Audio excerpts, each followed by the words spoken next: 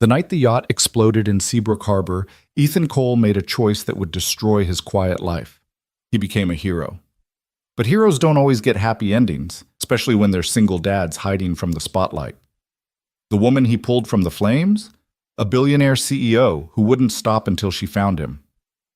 This is the story of a rescue that changed everything, a vanishing act that sparked obsession, and a little girl's whisper that shattered all the walls between them. Stay until the end, and comment your city so I can see how far this story travels. The water was black glass under the pre-dawn sky, reflecting nothing but the distant lights of Seabrook Harbor like fallen stars. Ethan Cole's hands were steady on the wheel of the Maddie's Hope, his small fishing boat cutting through the Atlantic with the practiced ease of a man who knew these waters like the lines on his own palm. The air tasted of salt and diesel, and somewhere in the darkness, gulls were already crying their morning songs. He'd been out here for 3 hours checking his lobster traps in the cold. His thermos was half empty, his fingers numb despite the gloves, and his mind was on the mortgage payment due next week. Always the mortgage, always the bills, always the careful calculation of whether he could afford to fix the boat's engine or pay for Maddie's medication first. The explosion shattered the peace like a fist through a mirror. Light erupted across the horizon, orange and violent, turning night into a hellish noon. The shockwave hit seconds later, a deep boom that Ethan felt in his chest, in his bones. He spun toward the sound, his heart already hammering, and saw the flames. A yacht. A massive, sleek thing that probably cost more than every house in Seabrook combined. It was burning like a Viking funeral pyre half a mile off the coast, black smoke pouring into the sky, flames licking up the white hull with hungry enthusiasm. Ethan's first thought was to call it in. His second thought was that by the time the Coast Guard arrived, whoever was on that boat would be dead. His third thought was of Maddie, 8 years old and sleeping in her bed back home, her heart monitor beeping its steady rhythm beside her pillow. "Turn around," Reason whispered. "Call it in. You have a daughter who needs you." But even as he thought it, his hands were already spinning the wheel, his foot pushing the throttle forward. The Maddie's Hope surged toward the burning yacht, her engine whining in protest. Ethan grabbed his radio. Coast Guard, this is fishing vessel Maddie's Hope. I've got a yacht on fire, approximately half-mile northeast of Seabrook Harbor. Coordinates." He rattled off the numbers, his eyes never leaving the inferno ahead. "I'm moving in to check for survivors. Over." Static crackled. Then a voice, professional and urgent. "Maddie's Hope. This is Coast Guard Station Seabrook. We're dispatching rescue now. Do not approach the vessel. Repeat. Do not approach. Over." Ethan hung up the radio. The heat hit him when he was still 50 yards out, a wall of scorching air that made his eyes water. The yacht was listing badly to port, flames consuming everything above deck. The name on the stern was half melted but still visible. Victoria's Dream. Expensive. Probably some tech mogul's weekend toy. He circled once, looking for signs of life, looking for any indication that this wasn't a suicide mission. The smoke was thick enough to choke on, black and oily. The yacht groaned, metal warping in the heat, and Ethan knew it had minutes before it went under. Then he saw her. A flash of movement through a porthole on the main deck, there and gone. But it was enough. Someone was alive in there. "God damn it," Ethan breathed. He killed the engine, let the Maddie's Hope drift closer. Too close. The heat was blistering now, paint bubbling on his boat's hull. He grabbed his emergency kit, first aid, blankets, a flashlight, and pulled his wool cap down low. It wasn't much, but it was all he had. The jump from his boat to the yacht's swim platform was maybe 6 feet. Ethan cleared it easy, landing in a crouch as flames roared above him. The deck was hot enough to feel through his boots. Smoke poured from the shattered windows of the main cabin, and somewhere inside, something exploded with a sharp crack. "Maddie needs you alive," the voice in his head screamed. "Turn back." But his feet were already moving. The interior was hell. Smoke so thick he couldn't see 3 feet ahead, heat that seared his lungs with every breath. Ethan pulled his collar over his nose and mouth, squinting against the burning air. The yacht was expensive chaos. Overturned furniture, shattered glass, the stink of gasoline and burning plastic. "Hello?" he shouted. His voice was swallowed by the roar of the fire. "Anyone here?" No answer, just the crackle and snap of flames eating through wood and metal. He pushed deeper into the main cabin, staying low where the smoke was thinner. His eyes watered so badly he could barely see. The heat was insane, pressing down on him like a physical weight. Every instinct screamed at him to turn around, to get out while he still could. Then he found her. She was crumpled against the far wall beneath a collapsed bookshelf, unconscious, dark hair plastered to her face with sweat and soot, blood trickling from a cut above her eyebrow. She wore silk pajamas, cream-colored, expensive, and diamond earrings that caught the firelight like trapped stars. "Hey!" Ethan dropped beside her, pressing 2 fingers to her throat. Pulse. Weak, but there. "Hey, can you hear me?" Nothing. Her chest rose and fell in shallow gasps, her skin gray with smoke inhalation. Above them, the ceiling groaned. Flames were eating through the deck above, and Ethan could see the wood beginning to bow, could hear the warning creak of structural failure. No time for gentle. He grabbed her under the arms and hauled her up, slinging her over his shoulder in a fireman's carry. She was light, too light, all sharp angles and fragile bones. Rich women and their diets. The yacht lurched suddenly, listing harder to port. Ethan stumbled, caught himself against the wall, felt the heat sear through his glove. The woman's head lolled against his back, her breathing ragged. Move. Move now. He ran. Back through the smoke-choked cabin, dodging falling debris. The ceiling collapsed behind him with a roar, flames exploding upward in a rush of superheated air. The heat was unbearable now, his lungs screaming for clean air, his vision going dark at the edges. The swim platform. Just get to the swim platform. Ethan burst out into the open air, gulping oxygen, his eyes streaming. The Maddie's hope was still there, drifting in the waves, blessed and beautiful. He didn't let himself think, just jumped. For a single, weightless second, they were airborne, Ethan and the unconscious woman, suspended above the black water with fire at their backs. Then gravity claimed them, and they hit the deck of his boat hard enough to knock the wind from his lungs. Ethan rolled, keeping the woman's weight off him, and scrambled to the wheel. His hands were shaking, from adrenaline, from fear, from the sheer stupid impossibility of what he'd just done. The engine turned over on the first try, the most beautiful sound in the world, and the Maddie's hope surged away from the dying yacht. They were 50 yards out when the yacht's fuel tank went up. The explosion was massive, a pillar of fire that turned the night to day. The shockwave rolled across the water, rocking the Maddie's hope, and Ethan threw himself over the woman's body, shielding her from the rain of burning debris. Heat washed over them in waves, and when Ethan finally looked up, the yacht was gone. Nothing left but flames on the water and floating wreckage. He sat back, breathing hard, his heart trying to hammer its way out of his chest. His hands were burned, his lungs felt like he'd inhaled broken glass, and he was pretty sure he'd just used up every scrap of luck he'd ever have. But they were alive. The woman stirred, coughing weakly.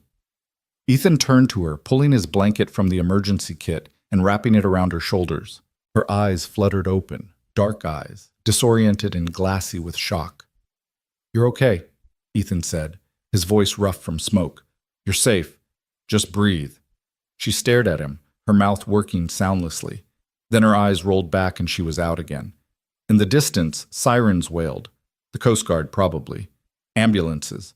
The whole damn cavalry coming to deal with the aftermath.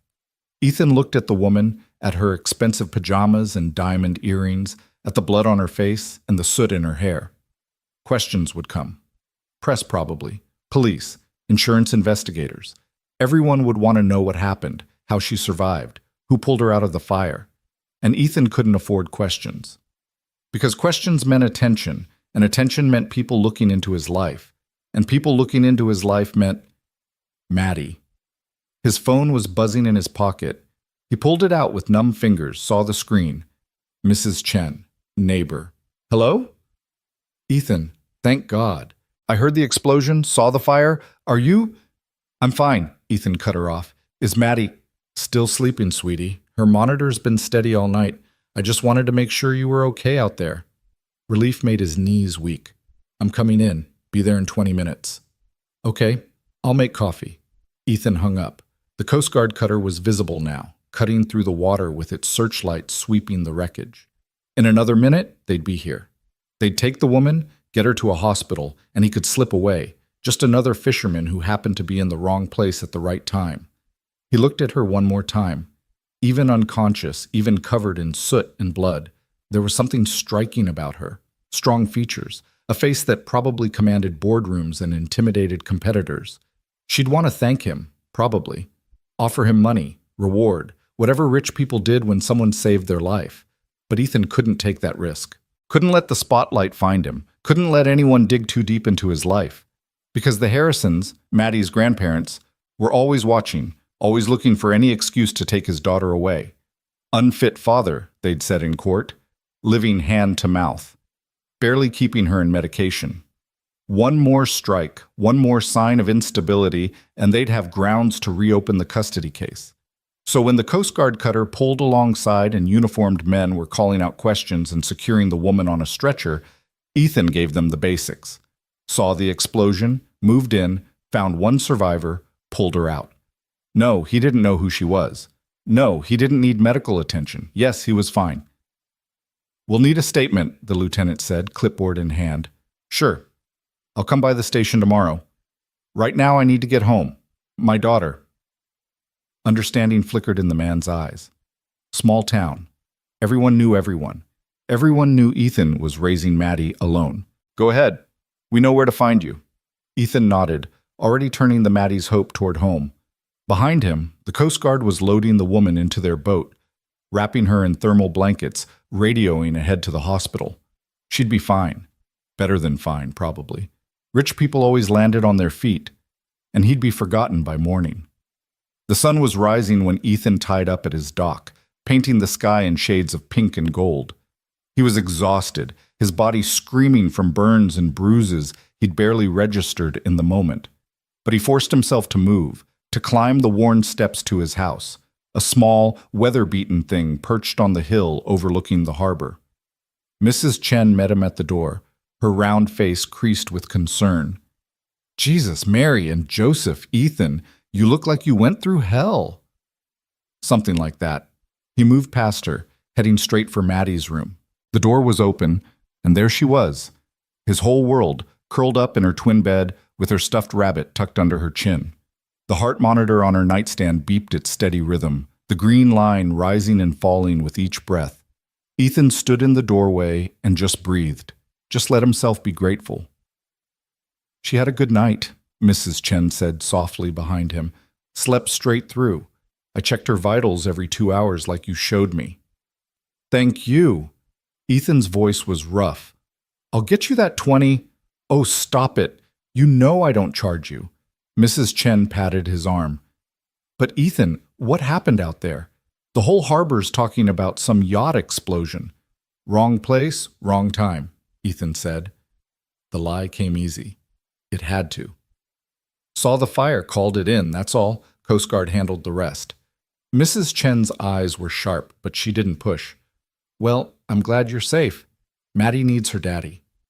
"I know." After Mrs. Chen left, Ethan showered, watching brown water swirl down the drain, soot and blood and the smell of smoke. His hands were blistered, his lungs still aching, but nothing that wouldn't heal. He'd gotten lucky. Impossibly lucky.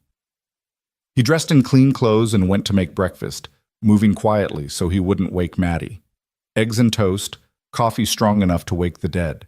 His hands were shaking again as he cracked the eggs, the adrenaline finally wearing off, leaving him hollow and exhausted. "You could have died," the voice in his head whispered. Maddie could have woken up without a father, but someone else would have died if he'd done nothing. That woman, whoever she was, she'd be ashes in the wreckage right now if Ethan had made the safe choice. He'd never been good at safe choices. "Daddy?" Ethan turned. Maddie stood in the kitchen doorway, her rabbit dragging from one hand, her dark hair a nest around her sleep-soft face. She was so small, so fragile. Had been since she was born with half a heart, the doctor said. 2 surgeries already, and she'd need another soon. Maybe the big one, the one that would either fix everything or... Ethan didn't let himself think about the or. "Hey, baby girl." He crouched down, opening his arms, and she ran into them with the force of a cannonball. "You sleep okay?" "Uh-huh." She pulled back, frowning at his face. You look tired. Just busy night. Caught a bunch of lobsters. Can we have lobster for dinner? Sure. Whatever you want. He'd have to sell most of them to make the mortgage, but he'd keep a couple back. Maddie loved lobster, the way she loved anything special. You hungry now? I'm making eggs. With cheese. Is there any other way? She giggled, and the sound was worth more than all the diamonds on that woman's ears. Ethan made breakfast while Maddie chattered about her dreams. Something about unicorns and flying, and tried not to think about the choice he'd made out on the water. Tried not to think about the woman he'd left behind. The phone started ringing around noon. Ethan let most of the calls go to voicemail. Reporters, he guessed, somehow getting his number. Small-town gossip moved faster than light, and by now everyone knew a local fisherman had been near the yacht explosion. They just didn't know which one. But when Sheriff Brennan called, Ethan picked up. Cole? Ethan, you got a minute? The sheriff's voice was careful. They'd known each other since high school, and Brennan was good people. Fair. Need you to come down to the station, answer some questions about this morning. I already told the Coast Guard everything. I know, but there's some interest in this case. Won't take long, I promise. Interest. That was never good. Give me an hour. I need to drop Maddie at school.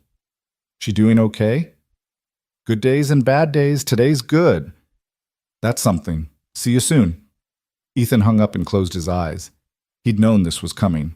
Known he couldn't just disappear into the fog and have everyone forget. But he'd hoped for a little more time before the world came knocking. Maddie was in the living room, watching cartoons with her heart monitor clipped to her shirt. Ethan sat beside her, pulling her into his lap. Hey, sweetheart. I need to go into town for a bit this afternoon. Want to see if Grammy Chen can watch you? Can I come? Not this time. Boring grown-up stuff. She made a face but nodded. Okay, but you have to bring me back a cookie from the bakery. Deal. At the sheriff's station, Ethan sat in a gray interview room that smelled like old coffee and disappointment. Sheriff Brennan sat across from him, notepad open, expression neutral. Walk me through it again, Brennan said. So Ethan did. The explosion, the approach, the rescue. He kept it simple, factual, emotionless. Just another day on the water. Brennan took notes, nodding along. When Ethan finished, the sheriff sat back studying him. You know who she is? The woman you pulled out? No idea. Victoria Lane, ring any bells? Ethan shook his head. Tech CEO. Worth about $8 billion, give or take. One of those Silicon Valley types. Apps, software, something. She was up here for some meeting, staying on the yacht. Brennan paused. She's asking for you. Ethan's stomach dropped. What? Woke up this morning at Portland Medical. First thing she did was start asking about her rescuer. Wants to meet you, thank you personally. Brennan's eyes were sharp. Seems like a nice gesture. I don't need thanks. Maybe, but she's pretty insistent. Got people calling my office every hour. Press is going to be all over this once they figure out who you are.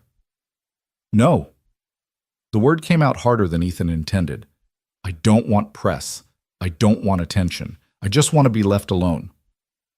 Brennan was quiet for a moment, then, the Harrisons putting pressure on you again? Ethan looked away. Of course Brennan knew. Everyone knew. Small town. They're always putting pressure on me. Court date coming up? Review hearing in 6 weeks. They're trying to argue I can't provide adequate care for Maddie. The words tasted bitter. Which is bullshit, but they have lawyers and money and... He stopped himself. I can't afford to give them any ammunition. If they see me on TV playing hero, they'll twist it. Say I'm reckless, that I put myself in danger when I should be thinking about Maddie. That's a reach. They're creative. Ethan met Brennan's eyes. Please. I did what anyone would have done. I don't need recognition for it. I just need to keep my head down and take care of my daughter. The sheriff was quiet for a long moment.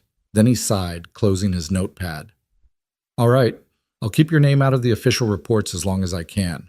But Ethan, this woman isn't going to stop looking. People like her, when they want something, they usually get it. Then she'll be disappointed. Ethan left the station and picked up Maddie from Mrs. Chen's house.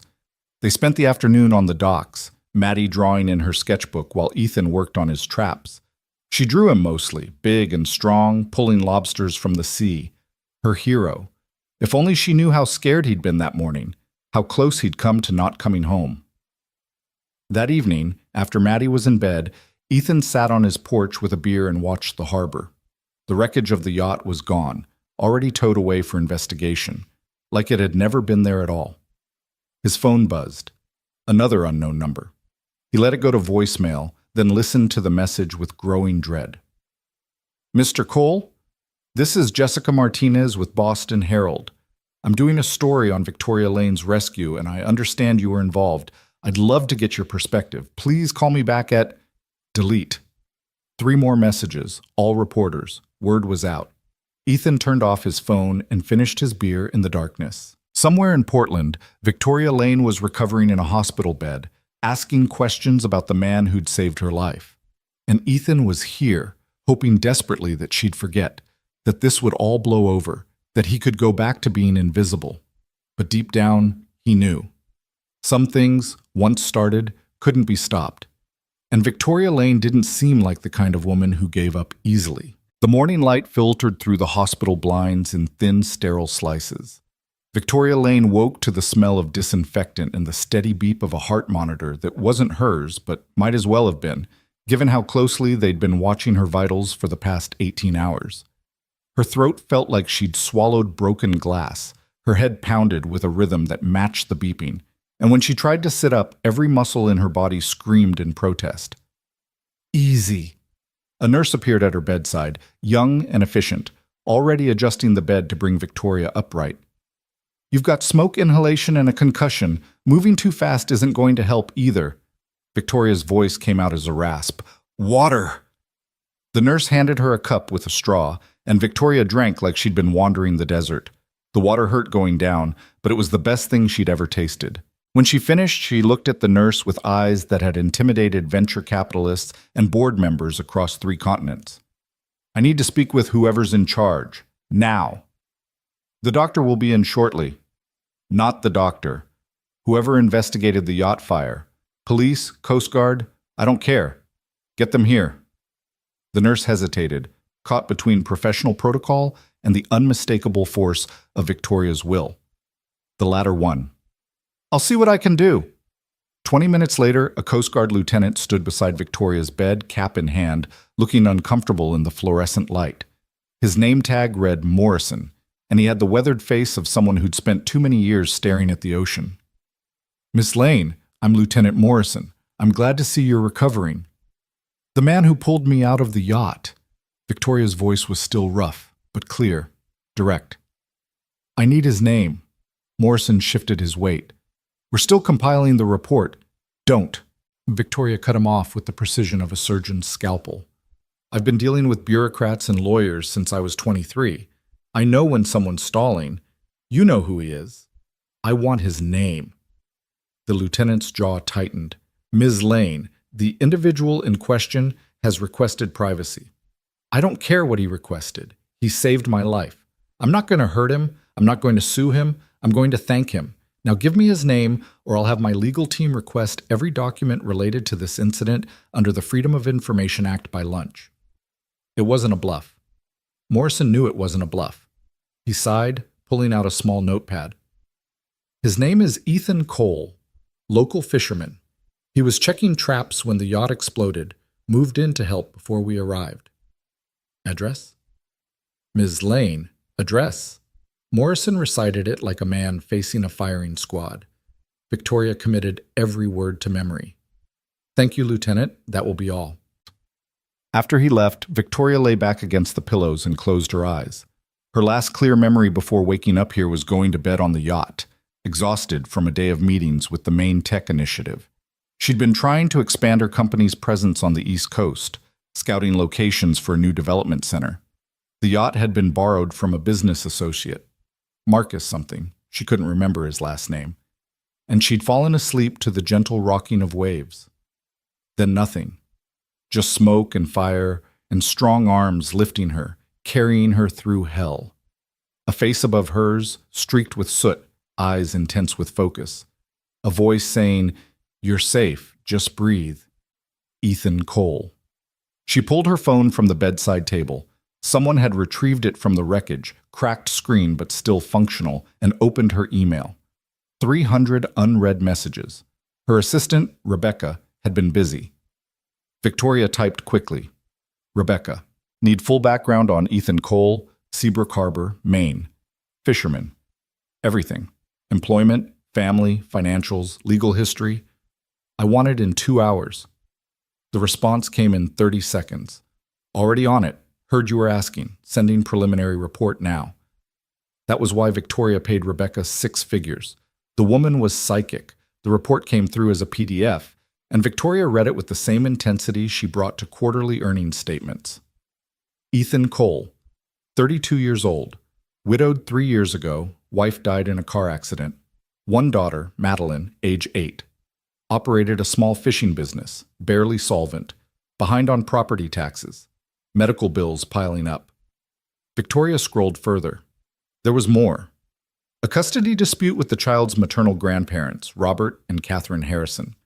Wealthy couple from Boston, arguing that Ethan couldn't provide adequate care for Madeline, who had a congenital heart defect. Review hearing scheduled in 6 weeks. Jesus, Victoria muttered.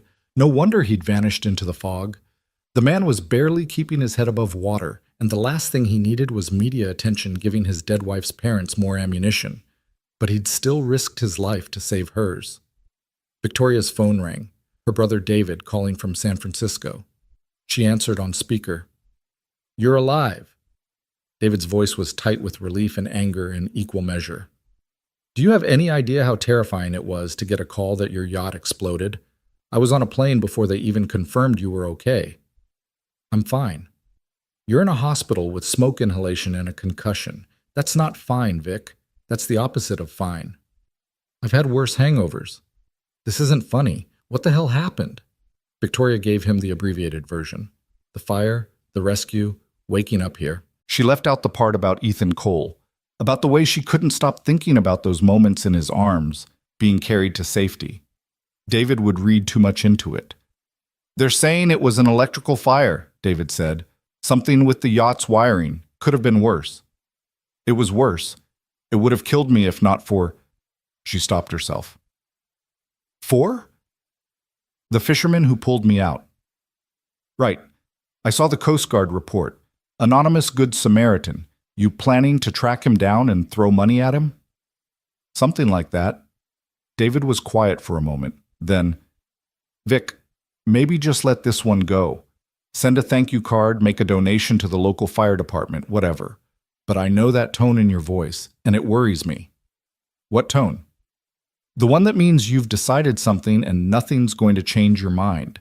The same tone you had before you quit Stanford to start the company. Before you mortgaged your apartment to make payroll in year 2. Before you... I get it. I'm stubborn. You're obsessive. There's a difference. David's voice softened. Just be careful, okay? You almost died. Maybe take a few days to process that before you go charging after some guy who clearly doesn't want to be found. He saved my life, David. I know, and I'm grateful, but that doesn't mean you owe him anything beyond basic gratitude. Don't make this into one of your projects. After they hung up, Victoria stared at the ceiling and tried to convince herself that David was right, that she should just send flowers and a thank you note and move on with her life. She had a company to run, investors to appease, a product launch in 3 weeks that was already behind schedule. But every time she closed her eyes, she saw those flames. Felt the heat, the terror, the absolute certainty that she was going to die. And then those arms, lifting her, carrying her to safety. A stranger who'd risked everything for someone he didn't know. She couldn't just let that go. The doctors released her 2 days later with strict instructions to rest and avoid stress. Victoria nodded along, already planning her next move. She'd rented a suite at the Harbor View Inn in Seabrook, the town's only hotel that didn't look like it was held together with duct tape and prayers. And that's where she directed her driver. Seabrook Harbor was exactly what she'd expected. A tired fishing village clinging to the Maine coast like a barnacle to a ship's hull. Main Street was 6 blocks of weathered storefronts, half of them vacant. The harbor itself was functional but worn, with fishing boats that had seen better decades. The kind of place that had been bypassed by progress, and didn't seem particularly upset about it. The Harbor View Inn was better than expected, a restored Victorian with decent Wi-Fi, and a restaurant that apparently served the best clam chowder in Maine. Victoria checked in under an assumed name, ignoring the desk clerk's double take of recognition, and went straight to her room. From her window, she could see the harbor, and if she looked carefully, she could make out a small house on the hill, paint peeling, yard overgrown. According to Rebecca's report, that was where Ethan Cole lived with his daughter. Victoria stood at that window for a long time, watching the fishing boats come and go, trying to figure out her next move. She'd built a tech empire from nothing, had negotiated with CEOs and senators and foreign ministers, but approaching a fisherman who'd made it clear he wanted to be left alone? That required a different kind of strategy. Her phone buzzed. Rebecca, ever efficient. Media requests are piling up. Everyone wants to interview you about the rescue. I've been deflecting, but CNN is getting pushy. Victoria typed back. Keep deflecting. No interviews about the incident. Standard statement about being grateful to first responders and moving forward. They want the hero angle, the mysterious rescuer who disappeared. Then they'll be disappointed. She wasn't going to feed the media circus, not when it would make Ethan Cole's life harder. That evening, Victoria went down to the inn's restaurant for dinner. The place was small but warm, with exposed beams and nautical decorations that managed to avoid being too kitschy.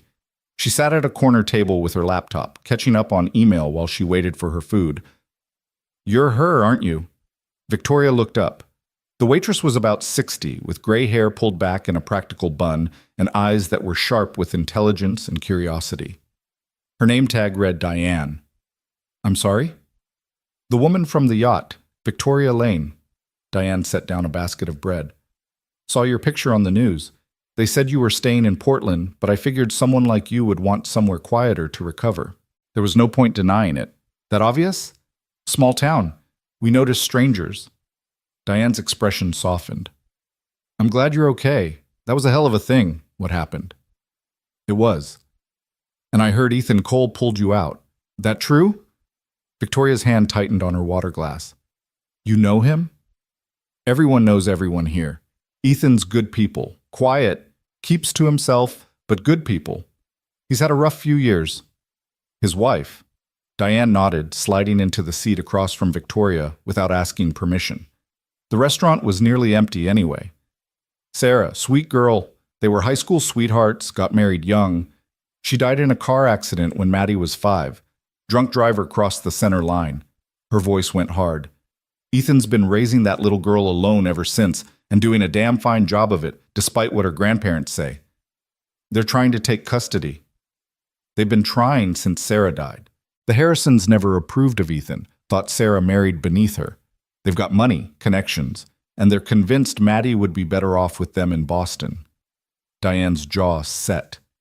"But Maddie loves her daddy, and Ethan would walk through fire for that child." Victoria thought about the man who'd literally walked through fire to save her. "He seems like the type." "So what are you doing here, Ms. Lane?" Diane's eyes were knowing. "If you wanted to thank him, you could have sent a check. Why come all the way to Seabrook?" It was a fair question. Victoria didn't have a good answer. "I'm not sure yet." "Well, word of advice, Ethan doesn't want attention, never has. He's not going to want thanks or rewards or whatever else you're planning. He just wants to raise his daughter in peace." "Then maybe people should let him." Diane studied her for a moment, then smiled. "Maybe they should." She stood up, patting Victoria's shoulder. "Clam chowder's excellent tonight. And if you happen to go for a walk along the docks tomorrow morning, around 6, you might run into certain fishermen checking their boats." Victoria watched her walk away, then smiled into her wine glass. Small towns, everyone in everyone's business, but not without purpose. She spent the evening working, trying to focus on quarterly projections and product development timelines. But her mind kept drifting to the house on the hill, to the single father fighting to keep his daughter, to the man who'd saved her life and asked for nothing in return. At midnight, she closed her laptop and stared at the darkness beyond her window. Tomorrow she'd go to the docks. She'd see Ethan Cole again, face to face. And then, she didn't know. She'd built her career on having a plan for everything, but this was uncharted territory. Some things couldn't be solved with spreadsheets and strategy sessions. Some things required showing up and seeing what happened. The alarm went off at 5:30. Victoria dressed in jeans and a cashmere sweater, practical boots, her hair pulled back in a simple ponytail. No makeup beyond the basics. She looked more like a tourist than a tech CEO, which was exactly the point. The harbor was quiet at this hour, wrapped in fog that turned everything soft and gray. A few boats were already heading out, their running lights ghostly in the mist. Victoria walked along the main dock, hands in her pockets, trying to look casual despite the way her heart was hammering. She spotted the Maddie's Hope at the far end, a small, well-maintained fishing boat with faded blue paint. And there, loading supplies onto the deck, was Ethan Cole. He looked different in daylight, older than his 32 years with lines around his eyes that spoke of worry and long hours. His hair was dark and needed a cut, his jaw shadowed with stubble. He moved with the easy competence of someone who'd been working boats his whole life, every motion economical and precise. Victoria approached slowly, her boots quiet on the wooden planks. She was 10 feet away when he sensed her presence and looked up. Their eyes met. For a moment, neither of them moved. Recognition flickered across Ethan's face, followed quickly by something that looked like dread. He straightened, wiping his hands on his jeans, his expression closing off. Ms. Lane. Mr. Cole. Victoria stopped at the edge of his boat, not quite close enough to board without invitation. I was hoping we could talk. There's nothing to talk about. His voice was flat, guarded. You're alive. I'm glad. That's all there is to it. You saved my life. I did what anyone would have done. That's not true, and you know it. Victoria took a step closer. The Coast Guard told me the yacht was fully engulfed when you went in. You could have died. Ethan's jaw tightened. But I didn't, and neither did you. So let's just leave it at that. I can't. Why not? Frustration edged into his voice. What do you want from me? Money? I don't have any. A photo op? I don't want one. A news interview so you can tell the world how brave I was? That's the last thing I need. I don't want any of that. Then what? Victoria opened her mouth, then closed it. What did she want? To thank him, yes. To understand why he'd run. To see if the man she'd glimpsed in the smoke and fire was real or just a product of trauma and desperation. I want to know why you disappeared, she said finally. The Coast Guard said you left before they could get your full statement. The sheriff said you asked him to keep your name out of the reports. You saved my life, and then vanished like you'd done something wrong. Ethan looked away, out at the gray water. I have my reasons. Your daughter. His head snapped back toward her, eyes sharp with alarm. How do you... I did my research. It's what I do. Victoria kept her voice gentle. I know about Maddie, about the custody case, about why you can't afford attention right now. Then you understand why I need you to leave. Ethan's voice was tight. I appreciate that you came all this way. I really do. But the best thing you can do for me is forget I exist and go back to your life. What if I don't want to? Doesn't matter what you want. This is my life, my daughter. I'm not going to risk her because some billionaire has a savior complex. The words should have stung. Instead, Victoria found herself almost smiling. Is that what you think this is? Isn't it? Ethan crossed his arms. Rich person almost dies, wants to feel grateful, finds the poor local who saved them and tries to fix their life. I've seen this movie. It doesn't end well for people like me. People like you. Yeah, people who can't afford your kind of help. Victoria was quiet for a moment, studying him. He was defensive, scared, protecting something precious. She understood that. She'd spent her career protecting her company from people who wanted to consume it, change it, make it into something it wasn't. You're right, she said finally. I don't understand your life. I don't understand what it's like to raise a child alone, to fight for custody, to work every day just to stay afloat. But I understand what it's like to almost die, and I understand what it's like to owe someone a debt you can't repay. You don't owe me anything. I owe you everything, my life, my future. Every moment I'm going to have from now on exists because you were brave enough to risk yours. Victoria took a breath. So maybe I do have a savior complex.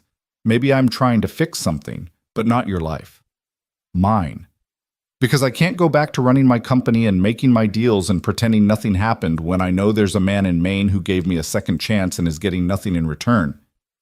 Ethan stared at her, and for a moment the walls came down. She saw the exhaustion in his eyes, the fear, the weight of carrying too much alone. Then he looked away again. I don't need saving. Maybe not. But your daughter needs surgery. Victoria had read the medical reports, had seen the bills. And that costs money you don't have. That's none of your business.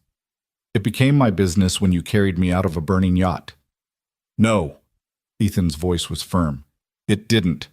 You don't get to buy your way into my life just because you feel guilty about being alive.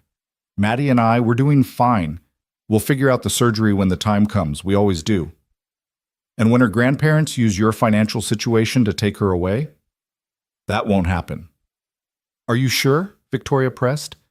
Because from what I read, they have a pretty strong case.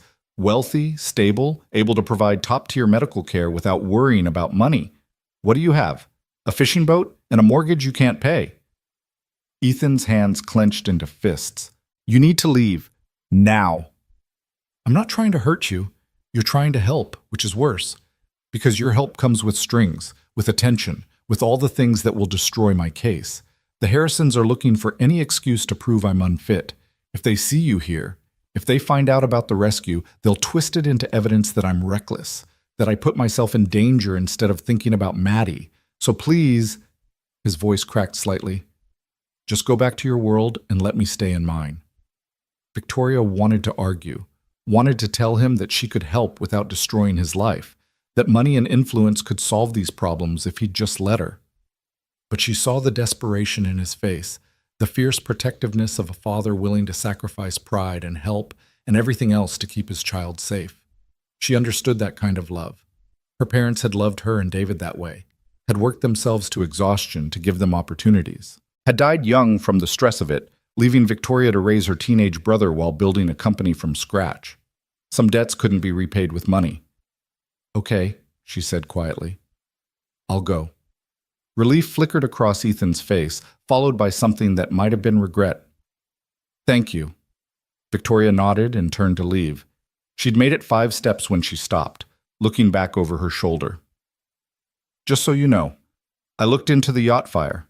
The preliminary report says it was electrical, a fault in the wiring. But I'm having my people dig deeper. If someone tampered with that yacht, if this wasn't an accident, I'll find out. And if finding out puts you in any danger or draws attention you don't want, I'll make it go away. That's not charity. That's just tying up loose ends. Ethan didn't respond, but she saw his shoulders relax slightly. Victoria walked back down the dock, past the fishing boats and their weathered crews, past the early morning routine of a harbor waking up. She didn't look back, didn't let herself second-guess the decision to walk away. But as she returned to the inn, climbing the stairs to her suite, she couldn't shake the feeling that this conversation wasn't finished, that she and Ethan Cole were connected now by more than just a rescue, by more than simple gratitude. She'd respected his wishes. She'd walked away. But she hadn't said forever. The next week passed in a strange limbo. Victoria stayed in Seabrook, ostensibly to recover and work remotely, but really because she couldn't bring herself to leave. She told herself it was due diligence, waiting for the fire investigation to conclude, making sure there were no legal complications. But the truth was simpler and more complicated. She'd seen something in Ethan Cole, something beyond the obvious heroism, beyond the struggling single father trying to hold his world together. She'd seen the kind of integrity that didn't bend even when it should, the kind of stubbornness that would choose pride over survival if that's what it took to keep his daughter safe. Victoria knew that kind of stubbornness. She'd built her company on it. She worked from the inn's restaurant, taking meetings via video call and reviewing reports on her laptop. Rebecca had wanted her back in San Francisco, but Victoria had overruled her. The company could survive without her for a few more days. The world wouldn't end. And Seabrook was growing on her. The pace was different here, slower. People smiled when they passed on the street, asked how she was doing even though they barely knew her. Diane, the waitress, had taken to bringing her coffee exactly how she liked it, without being asked. The inn's owner, Tom, had showed her the best walking trails along the coast. It was strange and unsettling and oddly peaceful. On the 5th day, Victoria was working through a supply chain issue with her operations manager when she heard a child's voice. "Miss? Excuse me, miss?" Victoria looked up from her laptop. A little girl stood beside her table, 8 years old, dark hair in 2 braids, wearing a school uniform that had seen better days. Her backpack was covered in hand-drawn stickers, and she clutched a piece of paper in her small hands. Maddie Cole. It had to be. "Hi there," Victoria said, closing her laptop. "Can I help you?" The girl nodded seriously. "You're the lady from the yacht, the one my daddy saved." Victoria's heart clenched. "I am." "He won't tell me about it. Says it wasn't important." Maddie climbed into the chair across from Victoria without asking, her legs swinging above the floor. "But I heard people talking at school. They said there was an explosion and fire and everything. They said my daddy's a hero." "He is. I know." Maddie said it matter-of-factly, like it was obvious. "He's always been my hero, but he doesn't like when people say it out loud. Makes him uncomfortable." Victoria found herself smiling. "Your dad sounds like a modest guy." "He's the best daddy in the whole world." Maddie unfolded the paper she'd been holding, smoothing it out on the table. It was a drawing, childish but detailed, done in crayon and marker. It showed a boat on fire, flames drawn in furious orange and red, and a stick figure carrying another stick figure to safety. At the bottom, in careful block letters, "My daddy, the hero." "I drew this," Maddie said. "For you. Because you're probably really grateful he saved you, right?" "More grateful than I can say." "That's what I thought." Maddie pushed the drawing across the table. "You can keep it, to remember." Victoria took the drawing with careful hands, feeling something twist in her chest. "Thank you. This is beautiful. My art teacher says I'm really good at people." Maddie tilted her head, studying Victoria with dark eyes that were too wise for 8 years old. "Are you rich?" The question was so direct, so innocent, that Victoria almost laughed. "Yes, I am." "Like really, really rich? Like private jet and mansion rich?" "Something like that." Maddie considered this. "My grandparents are rich too, but they're not very nice about it. They think money makes them better than other people." "It doesn't." "I know. That's what my daddy says." Maddie swung her legs, casual, but her eyes were sharp. "He also says we're doing fine, that we don't need help from anyone. But I heard him crying last night. After I went to bed, he was on the phone with someone about bills." Victoria's chest tightened. "Maddie, I'm not supposed to know," the girl continued, matter of fact. "But our house is small and I'm good at being quiet. I know we're behind on the mortgage. I know I need another surgery and it costs a lot. I know my grandparents want to take me away." Her voice wavered slightly on the last part. "But I don't want to go. I want to stay with my daddy." "Of course you do." "So I was thinking," Maddie leaned forward conspiratorial, "maybe you could help? Not like charity or whatever, but like, I don't know, give my daddy a job or hire his boat for something? He's really good at fishing, the best in Seabrook." Victoria looked at this small, brave girl with her handmade drawing and her fierce love for her father and felt something crack open inside her chest. She'd spent years building walls, protecting herself from the vulnerability that came with caring too much. But this child, with her honesty and her hope, had just walked right through every defense. "Maddie," Victoria said gently, "I already tried to help. Your dad said no. He's stubborn." "I noticed. But that's just because he's scared. Not of the fire or the rescue or anything like that. He's scared of losing me." Maddie's eyes were bright. "If you really want to help, you can't make it seem like help. You have to make it seem like you're the one who needs something. Does that make sense?" Victoria stared at this 8-year-old with the strategic mind of a Fortune 500 CEO. "That makes perfect sense." "Good." Maddie hopped down from the chair, shouldering her backpack. "I have to go. Mrs. Chen picks me up after school and she'll worry if I'm late. But thank you for talking to me.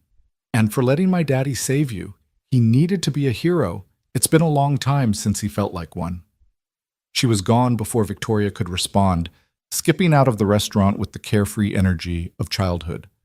But the drawing remained on the table, a reminder of what was at stake. Victoria picked it up, studying the careful crayon lines, the stick figures that somehow conveyed emotion despite their simplicity. A father saving a stranger, a child's pride in her hero. She pulled out her phone and called Rebecca. "I need you to research something," Victoria said when her assistant answered. "Fishing operations in Maine. Specifically, I want to know if there's a market for sustainable, locally sourced seafood in high-end restaurants. And I want to know how much it would cost to establish a supply contract with a small, independent operator." Rebecca was quiet for a moment. "This is about the fishermen. This is about good business. Vic, just do the research. I'll explain later." After she hung up, Victoria sat back and looked out the window at the harbor. Somewhere out there, Ethan Cole was checking his traps, trying to make enough money to keep his world from falling apart. He'd said no to help, to charity, to anything that smelled like pity. But what if it wasn't charity? What if it was just business? Victoria smiled, the same smile that had unnerved competitors and delighted investors for the past decade. The smile that meant she'd found an angle, a solution, a way forward that no one else had seen coming. Ethan Cole had saved her life. Now she was going to return the favor, whether he wanted her to or not. Rebecca's research came back within 48 hours, thorough as always. The sustainable seafood market was booming, with high-end restaurants in New York, Boston, and San Francisco paying premium prices for locally sourced, traceable product. The problem was supply chain. Most small operators couldn't meet the volume demands or handle the logistics of shipping live product across the country. But what if someone could? Victoria spent the next 3 days on the phone with restaurant owners, seafood distributors, and logistics companies. She didn't mention Ethan Cole by name, didn't hint at her real motivation. She simply asked questions, gathered data, built a picture of what was possible. By the end of the week, she had a proposal. Not charity, not a handout, a legitimate business opportunity that would benefit everyone involved. The hard part would be getting Ethan to listen. She found him at the marina on a Thursday afternoon, working on his boat's engine with grease-stained hands and a focused expression. The sky was gray with incoming weather, and the wind carried the smell of rain and seaweed. Victoria approached slowly, giving him time to notice her presence. Ethan looked up, and something complicated crossed his face.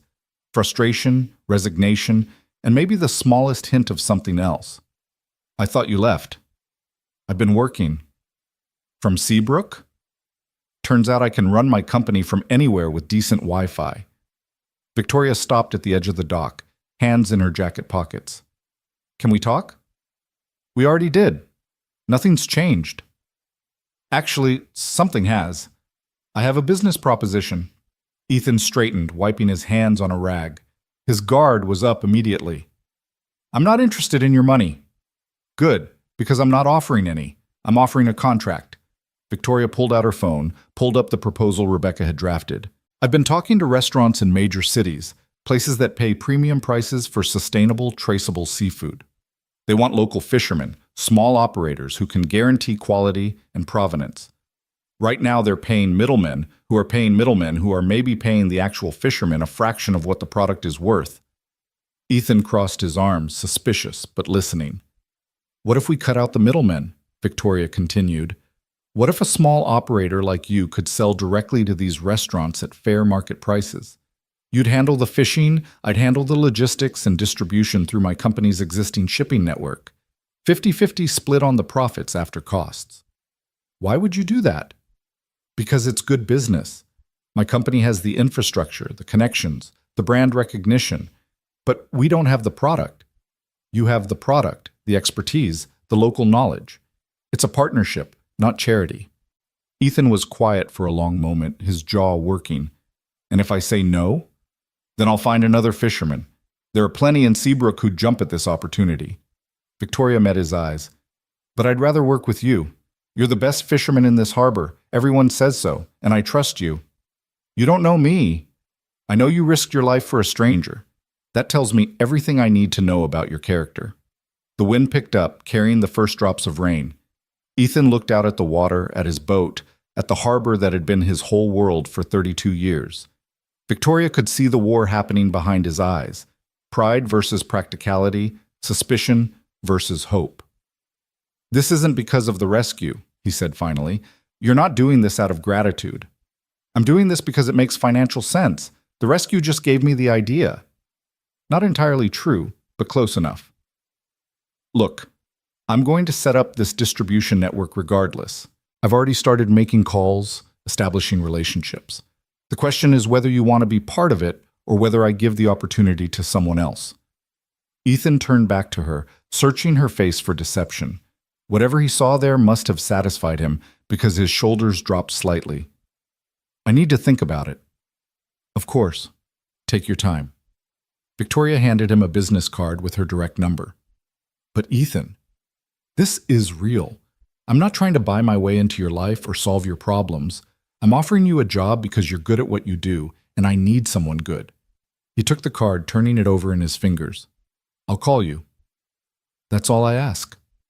Victoria walked away before he could say anything else, before the moment could turn awkward or complicated.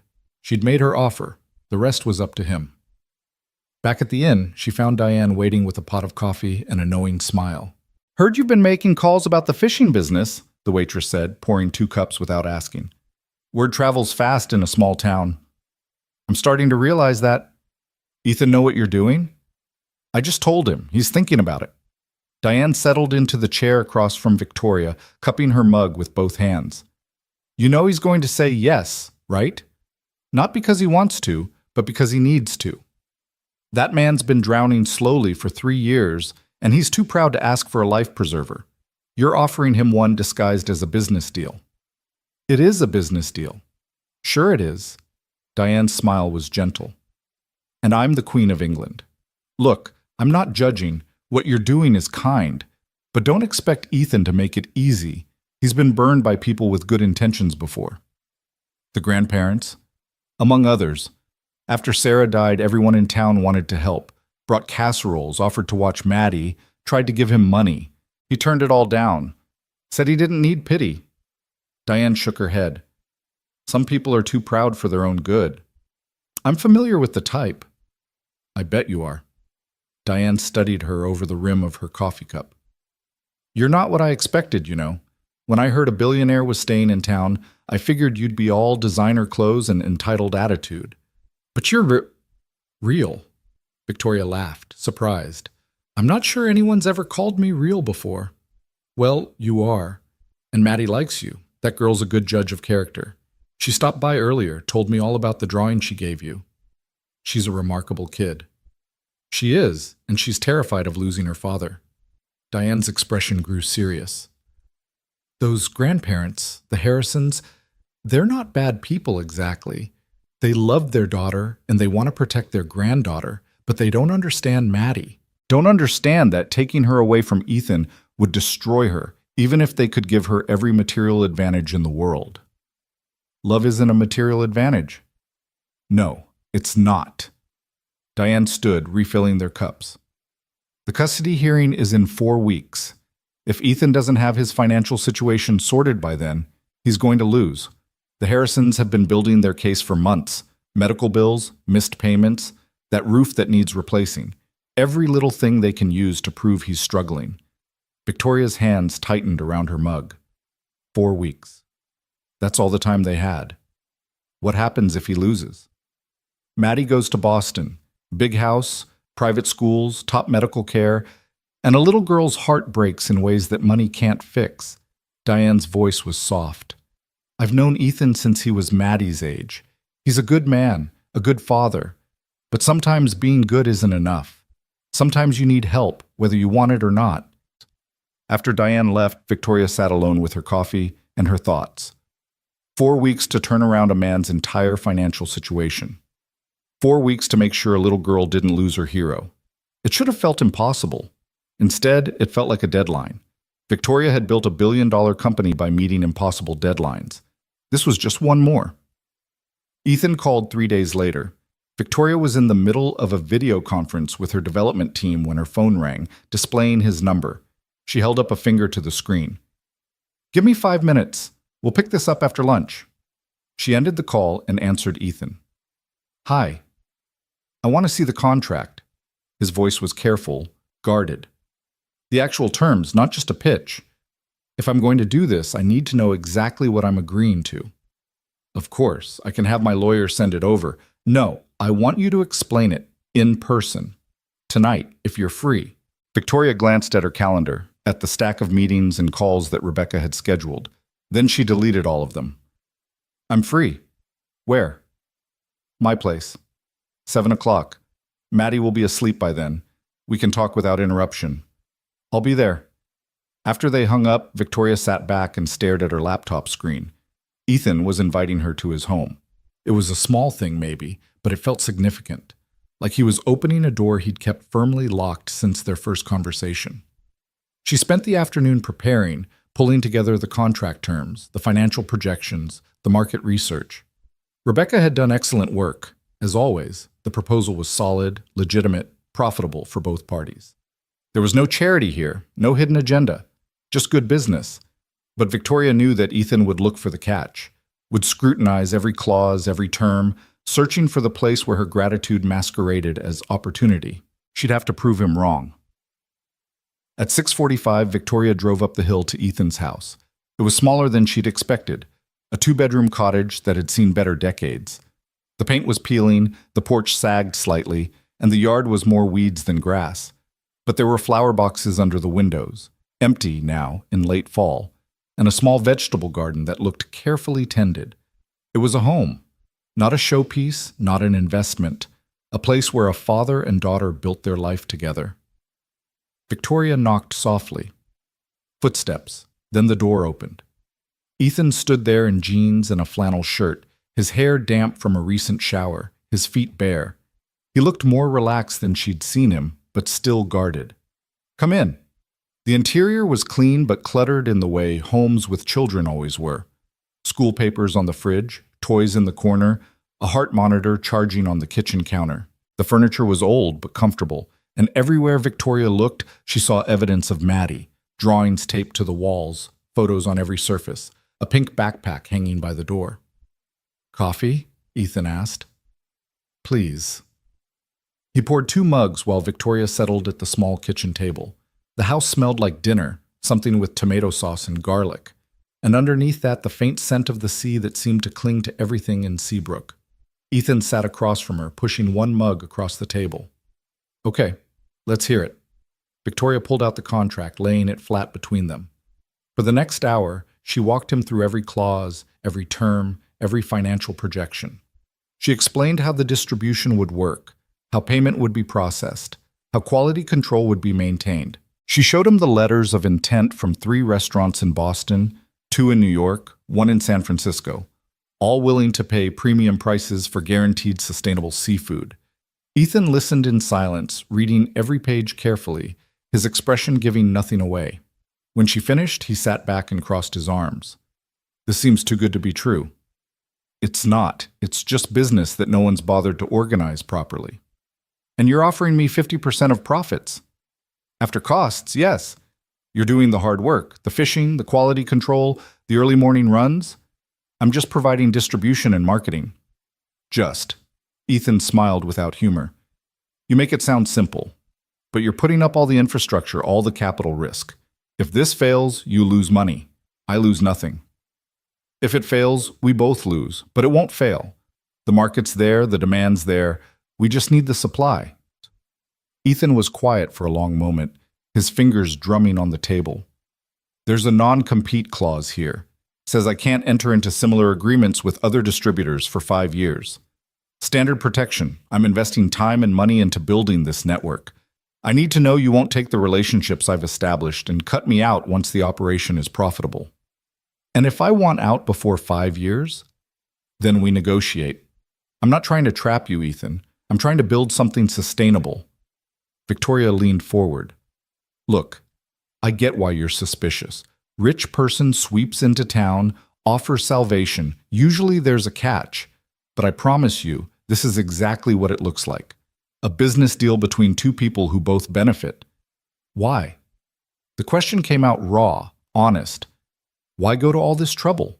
You could find 100 fishermen to work with. Why me? Victoria met his eyes. Because you saved my life. And because your daughter drew me a picture and told me her dad was a hero. And because I've spent the last 10 years building a company at the expense of everything else, and I'm tired of only caring about profit margins and stock prices.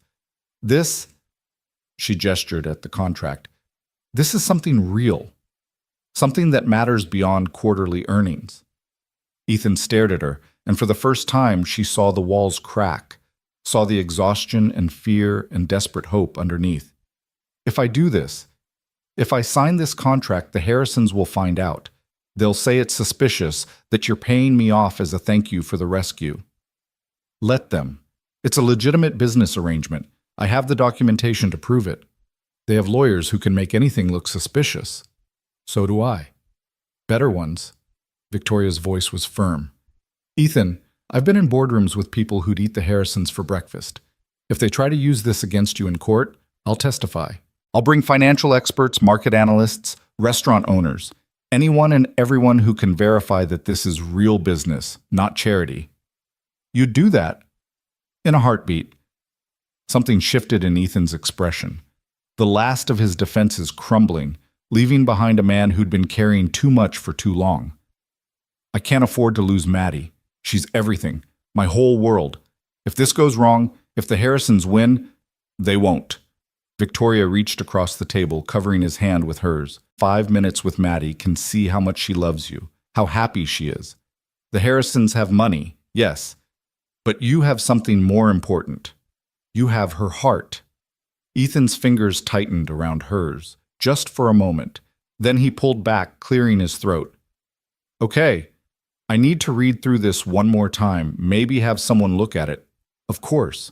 Take it to a lawyer if you want. I'll pay the consultation fee. I can pay my own. He stopped himself, almost smiled. Right. Pride. I'm working on it. Take your time. No pressure. But Ethan, I meant what I said. This is real, and I think it could be good for both of us. She left shortly after, driving back down the hill with the lights of Seabrook Harbor spreading below her like fallen stars. Her hand still tingled where she'd touched his, and she told herself it was just the adrenaline of a successful pitch, the satisfaction of a deal coming together. But she knew better. Something was happening here, something beyond business, beyond gratitude, beyond the simple transaction of saving and being saved. She was starting to care about Ethan Cole, not as a debt to be repaid, not as a project to be fixed, but as a man. Complicated, stubborn, fiercely protective, and more alone than he wanted to admit. It was dangerous territory. Victoria had built walls around her heart the same way she'd built her company, carefully, strategically, with clear boundaries and exit strategies. Getting emotionally involved with a struggling single father in a small Maine town wasn't part of any plan. But then again, neither was almost dying in a yacht fire. Sometimes life didn't follow the plan. Ethan called 2 days later. His voice was steady when he said, "I'm in. Where do I sign?" The contracts were finalized within a week.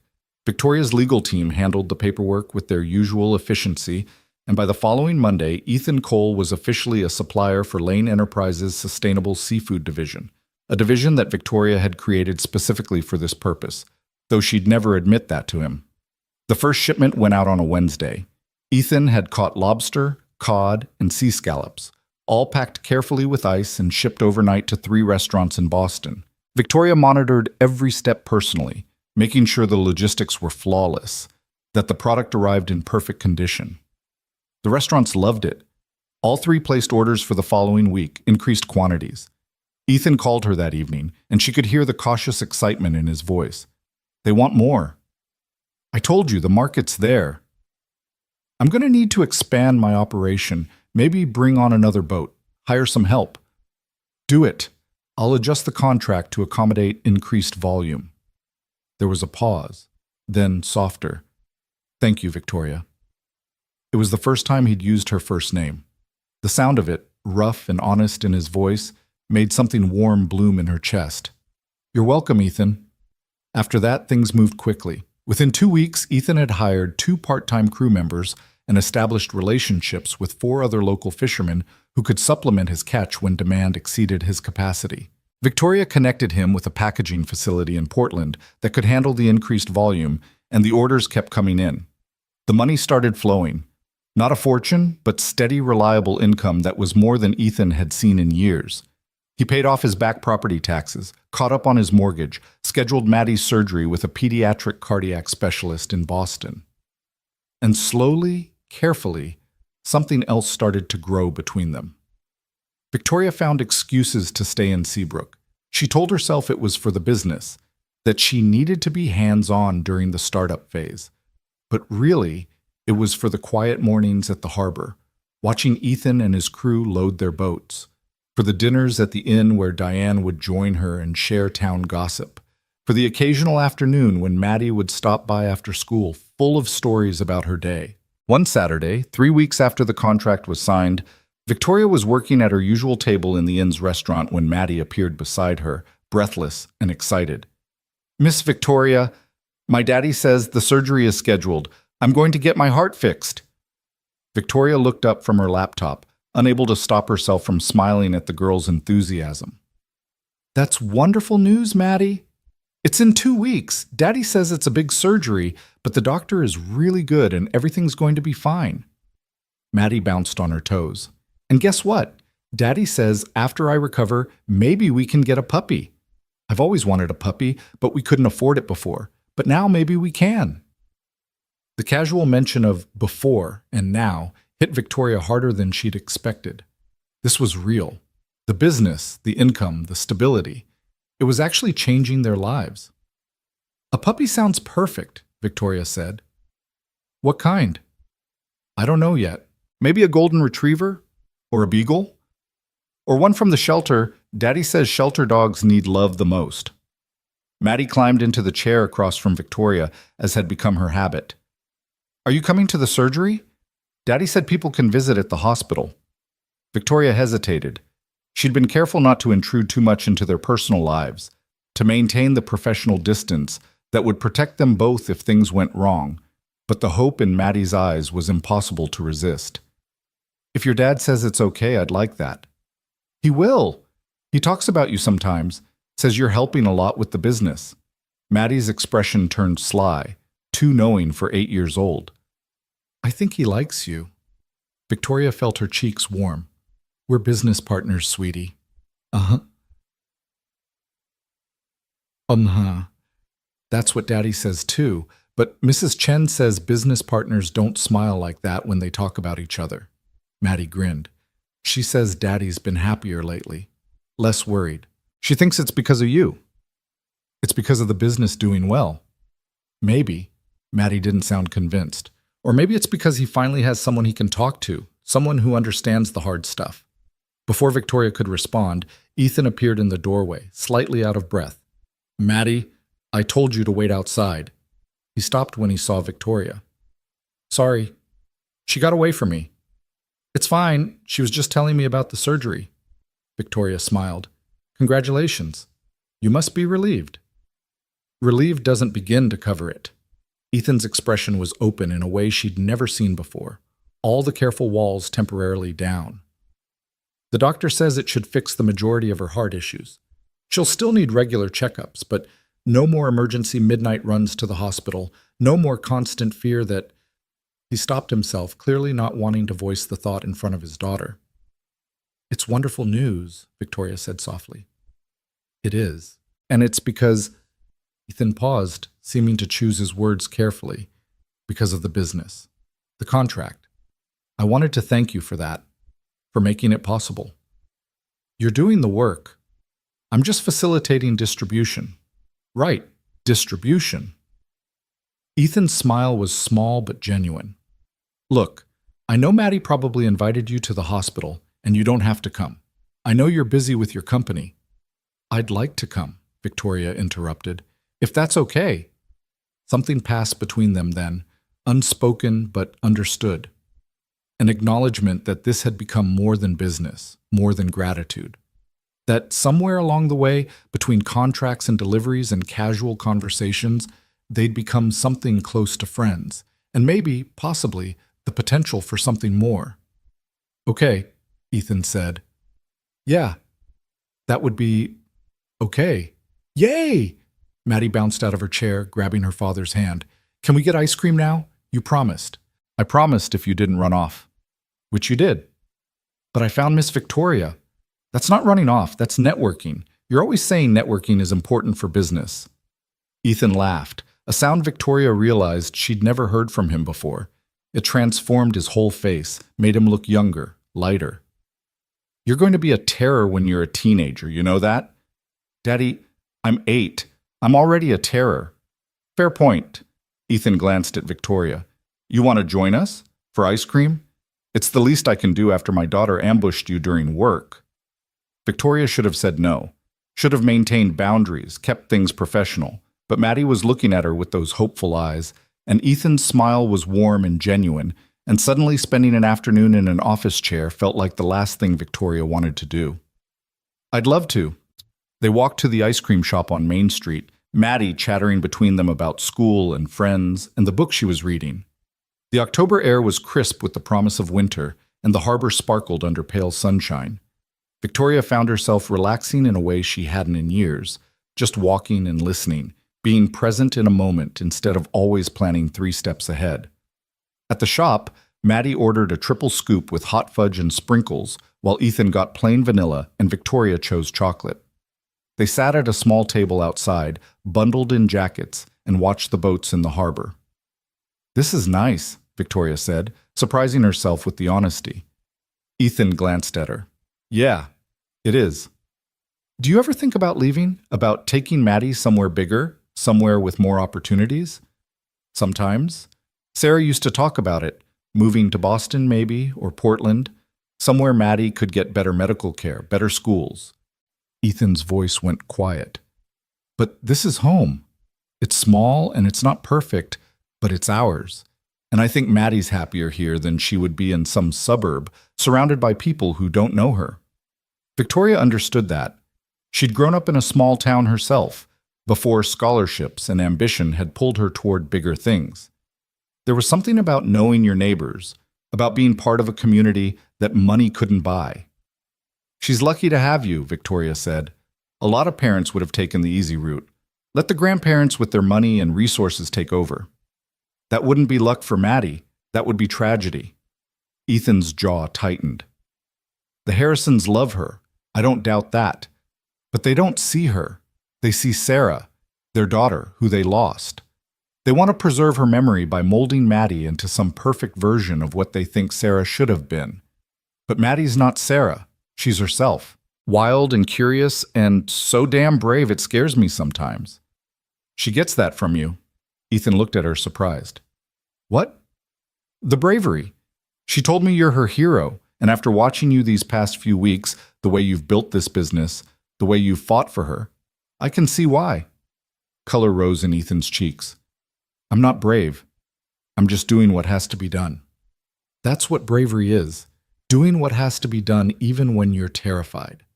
They held each other's gaze for a moment too long, something electric passing between them. Then Maddie knocked over her water cup, and the spell broke in a flurry of napkins and laughter. But Victoria felt it. The shift. The moment when casual friendship tipped toward something deeper, something with potential to be beautiful or complicated, or both. She should have pulled back, should have remembered all the reasons why getting involved with Ethan Cole was a bad idea. She lived in San Francisco. He lived in Maine. She ran a billion-dollar company. He ran a fishing boat. They came from different worlds, had different priorities, different futures. But when Maddie grabbed her hand and Ethan's, pulling them both toward the dock to watch the boats, Victoria didn't let go. Sometimes the smart choice and the right choice weren't the same thing, and Victoria had spent her whole life making smart choices. Maybe it was time to try something different. The call came at 2 a.m, shattering the silence of Victoria's hotel room like glass. She jerked awake, heart hammering, fumbling for her phone in the darkness. The screen showed Ethan's number, and ice flooded her veins. Hello? Victoria. His voice was tight, controlled in the way people got when they were barely holding themselves together. It's Maddie. We're at the hospital. She collapsed at home, her heart. They're stabilizing her now, but they're saying the surgery needs to happen sooner, tomorrow. They've moved up the date.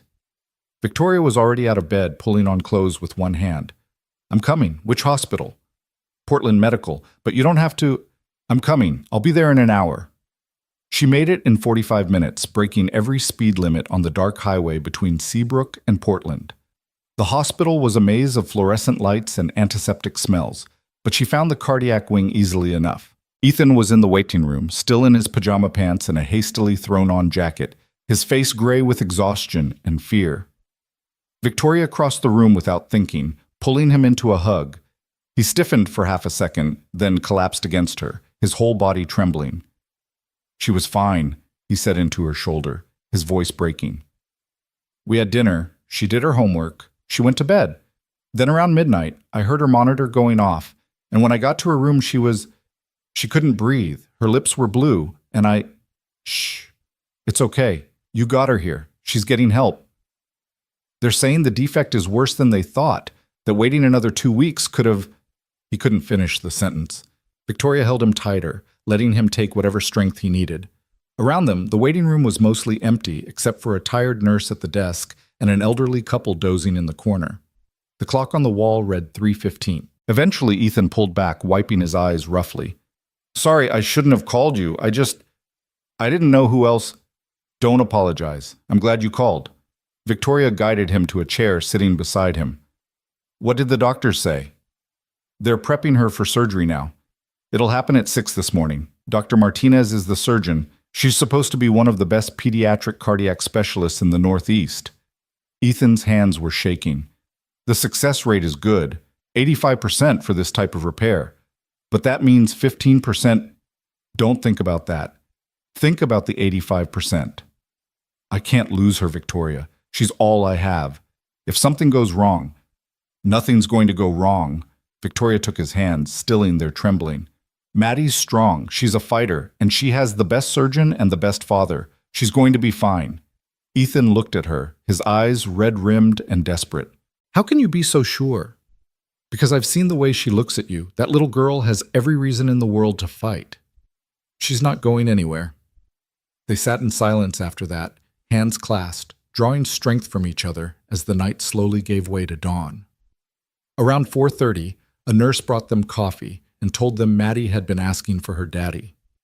Ethan stood immediately, but the nurse shook her head gently. They're getting her ready for surgery. You can see her right before they take her in, around 5:45. Dr. Martinez will come talk to you first. The next hour was the longest of Victoria's life, and she wasn't even the parent.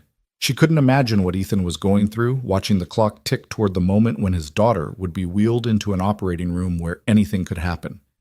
He didn't speak, just stared at the wall with hollow eyes, and Victoria stayed beside him, a silent presence. Doctor Martinez appeared at 5:30, a small woman with kind eyes and steady hands.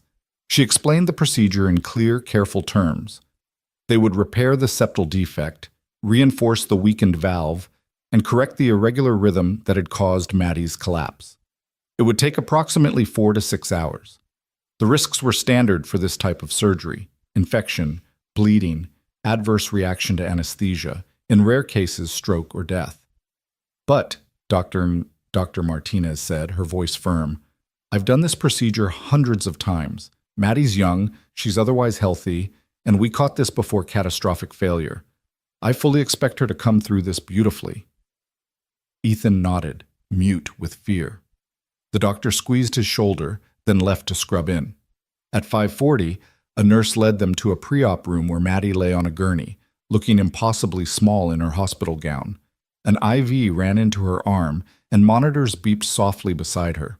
But her eyes were open and alert, and when she saw Ethan, she smiled. Hi, Daddy. Ethan's composure cracked. He bent over her, pressing his forehead to hers, his whole body shaking. Hi, baby girl. How are you feeling? Sleepy. They gave me medicine that makes everything fuzzy. Maddie's words slurred slightly. But that's okay. Dr. Martinez says after today my heart will work right. No more monitors. No more getting tired when I play. That's right. You're going to be so strong. Like you. Maddie's hand found his. Daddy, don't be scared. I'm not scared. You're braver than me. I learned from the best. Maddie's eyes found Victoria, standing in the doorway. Miss Victoria came. Victoria stepped forward, her throat tight. Of course I came. I wouldn't miss this. Did you bring the drawing? The one I gave you? It's at the hotel, but I can bring it when you wake up. Okay. Good. Maddie's eyes were already drooping from the sedative. Daddy, after I'm better, can we go back for ice cream? The three of us? Ethan's voice was thick. Every day if you want. Promise? I promise. Okay. I love you, Daddy. I love you too, baby. So much. The surgical team arrived then, efficient and professional. They explained that Ethan could walk with them as far as the operating room doors. Then he'd need to return to the waiting room. Ethan nodded, his jaw clenched so tight Victoria could see the muscle jumping. He walked beside Maddie's gurney, holding her hand, whispering things Victoria couldn't hear. At the operating room doors, he kissed her forehead one last time. Maddie was barely conscious now, the sedative pulling her under, but she managed a sleepy smile. See you soon, Daddy. Then the doors swung shut, and she was gone. Ethan stood frozen, staring at those closed doors like if he looked away, he might lose her entirely. Victoria came up beside him, her hand finding his back. Come on, let's go wait. They returned to the waiting room. Ethan collapsed into a chair, his head in his hands. Victoria sat beside him, close enough that their shoulders touched, and waited. There was nothing else to do. Nothing to say that would make this easier. At 6:15, her phone buzzed. Rebecca texting from San Francisco where it was 3 in the morning. Just saw you're in Portland. Everything okay? Victoria typed back. Friend's daughter in surgery, I'll be out of touch for a few hours. Friend? Victoria looked at Ethan, at the man who'd saved her life and was now trusting her to be here for the most terrifying moment of his. Yeah, friend. The waiting was brutal. Every 15 minutes felt like an hour, and every hour felt like a lifetime. Ethan couldn't sit still. He paced the waiting room, drank coffee he couldn't taste, stared at his phone like willing it to ring would make news come faster. Victoria stayed anchored, the calm center he could orbit around. She answered work emails one-handed while keeping the other hand available if he needed to hold it. She made phone calls to Rebecca, quietly rearranging her schedule so she could stay in Portland as long as necessary. She existed as a steady, unshakable presence, the way he'd been for her when he'd carried her from the burning yacht. Some debts weren't financial. Some debts were paid in presence, in showing up, in refusing to let someone face their darkest moment alone. At 7:30, Ethan's phone rang. He lunged for it, his face going white. But it wasn't the hospital. It was Sheriff Brennan. Ethan, I know this is terrible timing, but I thought you should know. The Harrisons are in town. They heard about Maddie and they're on their way to the hospital. Ethan closed his eyes. Of course they are. I can try to keep them out if you want. Hospital security. No, they're her grandparents. They have a right to be here. Even if their presence was the last thing he needed. Thanks for the heads up. He hung up and looked at Victoria. Sarah's parents are coming. They'll probably use this as evidence that I'm not capable of taking care of her, that she'd be better off with them. Let them try. Victoria's voice was steel. You've done everything right. You got her the best medical care. You made sure she had the surgery she needed. If anything, this proves you're exactly the father she needs. 20 minutes later, Robert and Catherine Harrison arrived. They were exactly what Victoria expected. Wealthy, well-dressed, the kind of people who were used to rooms rearranging themselves around their presence. Robert was tall and silver-haired, with sharp eyes that assessed everything. Catherine was elegant in a way that money bought, her grief contained behind perfect makeup and designer clothes. They saw Ethan and headed straight for him, their expressions a complicated mix of concern and judgment. Ethan, Robert's voice was clipped. What happened? Her heart gave out last night. They moved up the surgery. She's in the operating room now. Catherine's hand went to her throat. Oh God, why didn't you call us? It was 2 in the morning and I was focused on getting her to the hospital. We should have been notified immediately. She's our granddaughter. I know who she is. Ethan's voice was tight. The hospital has your contact information. They would have called you if there were complications. Robert's eyes found Victoria, who'd stayed seated but watchful. And you are? Victoria Lane, a friend of Ethan's. Recognition flickered across both their faces. "The woman from the yacht," Catherine said. "We heard about that. How Ethan risked his life playing hero." The word playing was deliberate, designed to minimize and diminish. Victoria stood, drawing herself up to her full height, and met Catherine's gaze with the same intensity she brought to hostile board meetings. "Ethan saved my life. There was nothing playing about it. And I don't know what your relationship with him is, but I've spent enough time around him these past weeks to know that Maddie has the best father she could possibly have." Robert's expression hardened. "With all due respect, Ms. Lane, you've known them for what, a month? We've known Maddie since she was born. We watched our daughter die because Ethan couldn't afford better medical care." "That's not fair," Ethan said, his voice dangerously quiet. "Sarah's accident had nothing to do with money. She was hit by a drunk driver. No amount of wealth would have saved her. But money could have given her a better life before that. Money could have made sure Maddie got surgery years ago instead of waiting until her heart nearly gave out. I got her the surgery as soon as the doctors said she was ready." Ethan's hands were clenched into fists. "Everything I've done has been for her. Every decision, every sacrifice. Sacrifice." Catherine's voice was bitter. "Is that what you call barely keeping a roof over her head? Missing mortgage payments? Living on a fishing boat's income while she needs specialized medical care?" Victoria stepped forward. "For your information, Ethan's financial situation has significantly improved. He's running a successful business supplying sustainable seafood to premium restaurants. He's current on all his bills, and Maddie's surgery is fully covered. So if you're planning to use his finances against him in court, you'll need a new argument." The Harrisons looked at her, then at Ethan, surprise evident on their faces. "You found work?" Robert asked. "I found a business partner." Ethan's voice was still tight, but there was something else there too. Pride, maybe. "Victoria's company distributes my product. It's legitimate, profitable, and it's given me the stability to provide everything Maddie needs." "How convenient," Catherine's eyes narrowed, "that the woman whose life you saved suddenly offers you a lucrative business deal right before a custody hearing." "It is convenient," Victoria said calmly. "It's also completely legal and well documented. I have contracts, financial statements, and testimony from multiple restaurant owners who can verify the legitimacy of the operation. If you'd like copies, I can have my lawyers send them over." The Harrisons exchanged a look, clearly recalibrating. They'd expected to find Ethan in crisis, desperate and vulnerable. Instead, they'd found him stable, supported, and defended by someone with resources that matched their own. Before anyone could say anything else, Dr. Martinez appeared in the doorway. Everyone turned toward her immediately, all other conflicts forgotten in the face of what mattered most. "She's out of surgery," Dr. Martinez said, and the relief in her voice was palpable. "It went beautifully.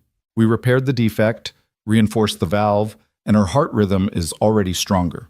She'll need a few days in ICU for monitoring, then about a week in regular recovery, but I'm very optimistic about her long-term prognosis." Ethan's knees buckled. Victoria caught him, holding him up as the fear and tension of the past 6 hours finally released. "She's okay?" "She's more than okay. She's going to have a normal, healthy life." Dr. Martinez smiled. "You can see her in about an hour once she's settled in the ICU, but she's asking for her daddy already, which is a great sign." "Thank you." Ethan's voice broke. "Thank you so much." After the doctor left, the waiting room was quiet. Catherine was crying quietly into her husband's shoulder, relief warring with the complicated emotions of a grandmother who loved her granddaughter but couldn't let go of her resentment toward the father. Robert's face was unreadable, but his hands shook slightly as he patted his wife's back. Ethan stood apart from them, Victoria's hand still on his arm, and for a moment the usual animosity was suspended. They were just people who loved the same little girl, grateful beyond words that she was going to survive. "We'd like to see her," Robert said finally, "when she's ready for visitors." Ethan nodded. "Of course, you're her grandparents, but I see her first." "We wouldn't expect anything else." The hour wait felt longer than the entire surgery. Ethan couldn't stop moving, couldn't settle, his relief manifesting as restless energy. Victoria understood. She'd felt the same way after the yacht fire, that strange electric feeling of having survived something terrible. Finally, a nurse came to get them. Only immediate family in the ICU, which meant Ethan and the Harrisons. Victoria started to hang back, but Ethan caught her hand. "Come with me, please." "I'm not family. You're more family than they are right now." His grip was tight, almost desperate. "I need you there." The Harrisons looked like they wanted to object, but something in Ethan's expression stopped them. The nurse, wisely, said nothing and led them all down the hallway. Maddie was in a private room, surrounded by monitors that beeped and pulsed with the steady rhythm of a heart that was finally working right. She was pale, with tubes and wires connecting her to various machines, but her eyes were open and clear when they walked in. "Daddy." Her voice was small but strong.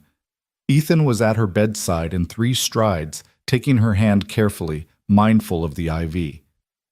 "Hi, baby girl. How are you feeling?" "Tired and sore. But Dr. Martinez says my heart is fixed. She says I can run and play and do everything normal kids do." "That's right. You're going to be so strong now." "Good." Maddie's eyes found the Harrisons standing awkwardly near the door. "Hi, Grandma. Hi, Grandpa." Catherine moved forward, her composure cracking. "Oh, sweetheart, we were so worried about you." "I'm okay. Daddy made sure I got the best doctor." Maddie's hand tightened around Ethan's. "He takes really good care of me." It was a simple statement, a child's truth, but it landed in the room with the weight of testimony. Catherine's eyes filled with tears, and even Robert looked affected. They stayed for 20 minutes, long enough for Maddie to drift off to sleep from exhaustion and medication. The nurse ushered them out gently, explaining that Maddie needed rest and they could come back during regular visiting hours. In the hallway, the Harrisons lingered, clearly wanting to say something. Finally, Catherine spoke. "She looks happy. In spite of everything, she looks happy." Ethan nodded. "She is. We both are." "The business with Ms. Lane, is it really legitimate?" "Completely. I can show you the contracts if you want." Robert and Catherine exchanged another long look. Then Robert sighed, suddenly looking every one of his 65 years. "We've been unfair to you, Ethan. Not about everything. You did struggle. That's not in question. But we've been so focused on what you couldn't give Maddie that we didn't see what you could. What you have given her." "Love," Catherine said softly. "Security. A father who'd do anything for her, even walk through fire for a stranger in the middle of the night because that's the kind of man he is." Ethan stared at them, clearly not trusting this sudden reversal. "What are you saying?" "We're saying," Robert cleared his throat. "We're saying maybe we've been approaching this wrong. Maybe instead of fighting you, we should be supporting you. Sarah would want that. She'd want Maddie with her father, surrounded by people who love her." "The custody hearing. We'll withdraw the petition." Catherine's voice was firm despite the tears. "We'll talk to our lawyers tomorrow. Maddie belongs with you. She always has." The relief on Ethan's face was overwhelming. He swayed slightly, and Victoria steadied him again, her hand firm on his back. "Thank you," he managed. "You can still see her, be part of her life. We'd like that, but on your terms, as grandparents, not as—" Catherine couldn't finish. "Not as opponents," Robert completed. "We've wasted too much time fighting. Let's not waste any more." After they left, Ethan and Victoria stood alone in the hallway. The hospital hummed around them with its familiar sounds, beeping monitors, hushed conversations, the squeak of nurses' shoes on linoleum. Ethan was shaking, and Victoria realized he was crying, tears streaming silently down his face. "It's over," he said, his voice breaking. "The custody battle, the fear of losing her. It's actually over." Victoria pulled him close, letting him collapse against her for the second time that day. "It's over. You won. Maddie gets to stay with her hero." They stood like that for a long time, holding each other in the bright fluorescent light of the hospital corridor. And somewhere in that embrace, something shifted between them. The boundaries that had kept them careful, kept them professional, began to dissolve. Because Victoria had shown up at 2 a.m. when he'd needed someone, had stood beside him through the worst hours of his life, had defended him to the Harrisons without being asked, had believed in him when everyone else saw only struggle and failure. And Ethan had let her in, had called her when he was breaking, had trusted her with his fear, had wanted her beside him in the ICU because her presence made the unbearable bearable. This wasn't just gratitude anymore. Wasn't just friendship or business or the complicated debt of saving and being saved. This was something else entirely.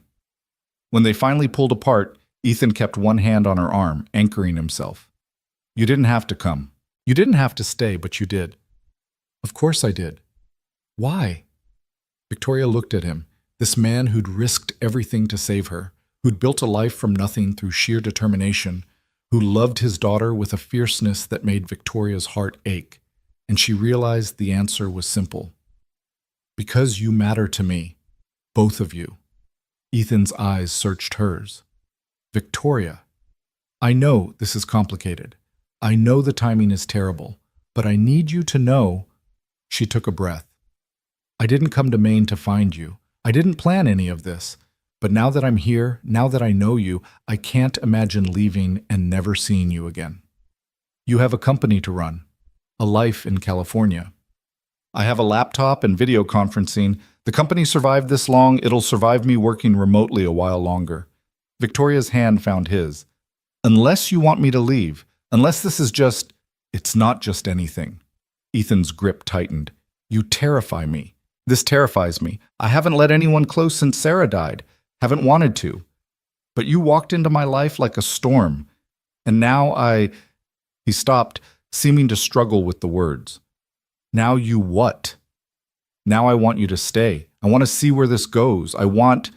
He cupped her face with one hand, his thumb brushing her cheekbone. I want to try. If you're willing to try with me. Victoria felt her breath catch. Around them, the hospital continued its rhythm, indifferent to this moment. But for her, for them, the world had narrowed to just this, his hand on her face, his eyes searching hers, the possibility of something new and terrifying and beautiful. I'm willing, she said softly. Ethan leaned in slowly, giving her time to pull away. When she didn't, his lips met hers in a kiss that was gentle and careful and full of promise. It lasted only a moment, but it felt like a beginning. When they pulled apart, both of them were smiling, the kind of tentative, hopeful smiles that came with taking a risk and finding out it might just work. We should probably figure out logistics at some point, Victoria said. The distance, the schedules. Later. Right now, I just want to sit with my daughter and know she's going to be okay. And I want you there. If you'll stay. I'll stay as long as you need me. Careful. I might hold you to that. Please do. They returned to Maddie's room and settled into the chairs beside her bed. Outside, the sun was fully up now, October light streaming through the windows.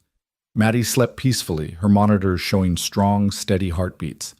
And Ethan and Victoria sat side by side, hands clasped between them, watching over the little girl who'd somehow brought them together. Neither of them knew what came next. Didn't know how to navigate a relationship across 3,000 miles. How to balance a fishing boat in Maine with a tech empire in California, how to build something real when the foundation was this strange and complicated. But they had time to figure it out. For the first time in years, Ethan had time. The custody battle was over. Maddie was healthy. The business was stable. He could breathe, could think about something beyond survival. And Victoria had found something worth staying for, something that mattered more than quarterly earnings and product launches. Something real. Around 3 that afternoon, Maddie woke up asking for ice cream. The nurses laughed and promised it after she'd managed solid food. She complained but accepted it, then looked at her father and Victoria with knowing eyes far too wise for 8 years old. You're holding hands, she observed. Ethan and Victoria glanced down at their intertwined fingers, caught. We are, Ethan admitted. Good. Maddie smiled, settling back against her pillows. Mrs. Chen was right. You do like each other. You need to stop talking to Mrs. Chen about my personal life. She's very wise, and she said you've been lonely since Mommy died. She said maybe Miss Victoria could make you not lonely anymore. Ethan's throat tightened. Yeah, maybe she could. Maddie's smile widened. Then she winced slightly, her hand going to her chest. Ethan was on his feet immediately, but she waved him off. I'm okay, just sore. The nurse said it would hurt for a while. You want me to call someone? No, I just want you both here, talking and holding hands and being happy. Because you know what? Maddie's eyes were bright. I think everything's going to be okay now. I think we're all going to be okay. And looking at her, at this brave little girl with her fixed heart and her unshakable optimism, Victoria believed it. Maybe they would all be okay. Maybe this strange, complicated, unexpected connection would turn into something lasting. Maybe a rescue in the dark, a vanishing act in the fog, and a business deal built on trust had been leading here all along, to a hospital room bathed in afternoon light, where three people who'd found each other against all odds were becoming something like a family. It was too soon to say for certain, too fragile to name completely, but it felt like possibility, and for now, that was enough. Maddie came home from the hospital on a Tuesday, exactly 1 week after the surgery. The October sky was impossibly blue, the kind of crystalline autumn day that made Maine look like a postcard. Ethan carried her from the car to the house, despite her protests that she could walk, and Victoria followed with the discharge papers and a teddy bear the nurses had given Maddie as a going-away present. Mrs. Chen had decorated the porch with a handmade banner that read, "Welcome home, Maddie," in bright marker colors, and half the neighbors from the street had gathered to wave and cheer. Maddie beamed from her father's arms, waving back like a returning queen, and Victoria felt something warm and complicated bloom in her chest at the sight. This was what community looked like, what home felt like when it was built on more than just walls and a roof. Inside, the house smelled like the casserole misses. Chen had left in the oven and fresh flowers sat on every surface, gifts from people in town who'd been following Maddie's recovery. Ethan settled his daughter on the couch, surrounding her with pillows and blankets until she looked like a princess in a nest. "Daddy, I'm not made of glass," Maddie complained, but she was smiling. "Dr. Martinez said I could do normal activities. Normal, easy activities, not running marathons. I don't want to run a marathon. I want to watch TV and eat ice cream. That I can do."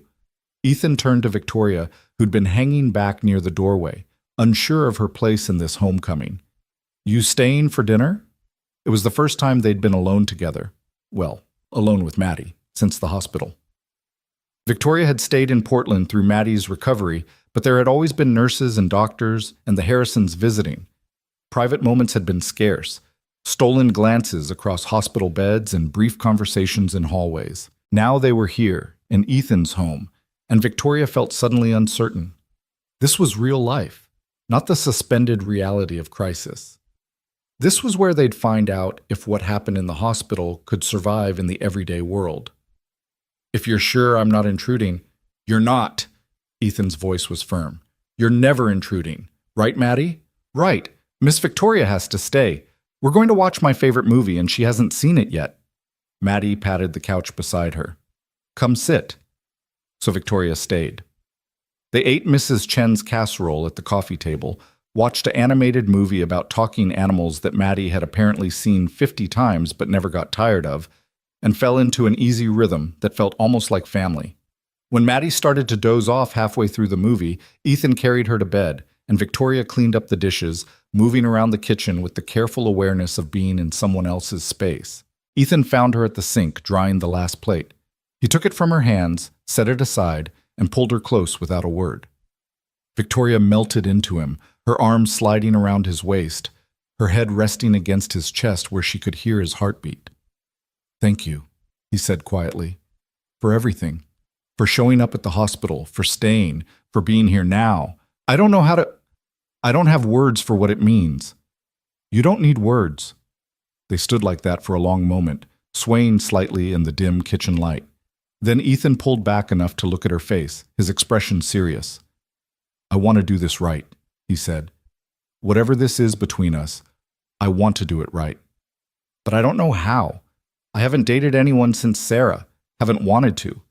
And you're in California, running a company, living a completely different life. I don't know how we make this work." Victoria had been thinking about the same thing, had spent the past week lying awake in her hotel room, trying to figure out the logistics of a relationship that made no practical sense. "What if I stayed?" Ethan blinked. "What?" "What if I stayed in Maine, not permanently, not right away, but what if I split my time? I could work remotely, come back to San Francisco when absolutely necessary. The company's stable.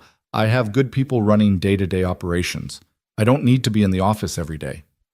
Victoria, you can't upend your entire life for you? For Maddie, why not? She cupped his face, making him look at her. I've spent the last decade building a company. It's been my whole life, my only priority, and it's been good. I'm proud of what I've built. But it's also been lonely.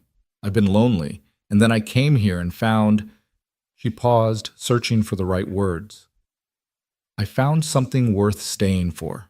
Someone worth staying for. Two someones. You barely know us. I know enough. I know you're good and brave and you love your daughter more than anything. I know Maddie is smart and funny and has a heart bigger than this whole town. I know that when I'm with you both, I feel like I'm exactly where I'm supposed to be. Victoria's voice caught. And maybe that's crazy. Maybe it's too fast. But I almost died in that fire, Ethan. I got a second chance at life, and I don't want to waste it on what makes sense. I want to spend it on what makes me happy. Ethan stared at her, and she could see the war happening behind his eyes. The part of him that wanted to protect himself and Maddie from potential hurt, fighting against the part that wanted to take this risk, to reach for happiness even if it scared him. What about when the newness wears off, he said finally. When you realize what you're giving up, the city, the career advancement, the life you built. What happens when you wake up one day and regret choosing us? I won't. You can't know that. You're right. I can't. Victoria took his hands. But here's what I do know. I regret plenty of things in my life.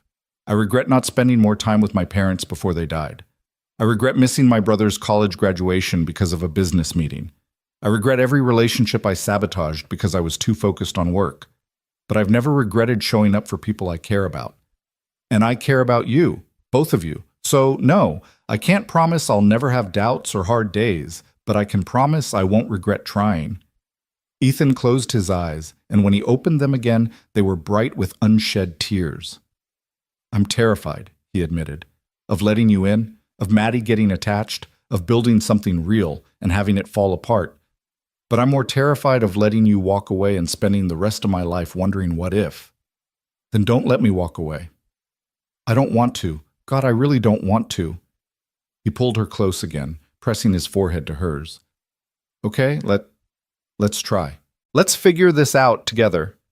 Victoria felt relief and joy and terror all crash through her at once. This was happening. They were doing this. And it was reckless and impractical and absolutely right. We should probably set some ground rules, she said.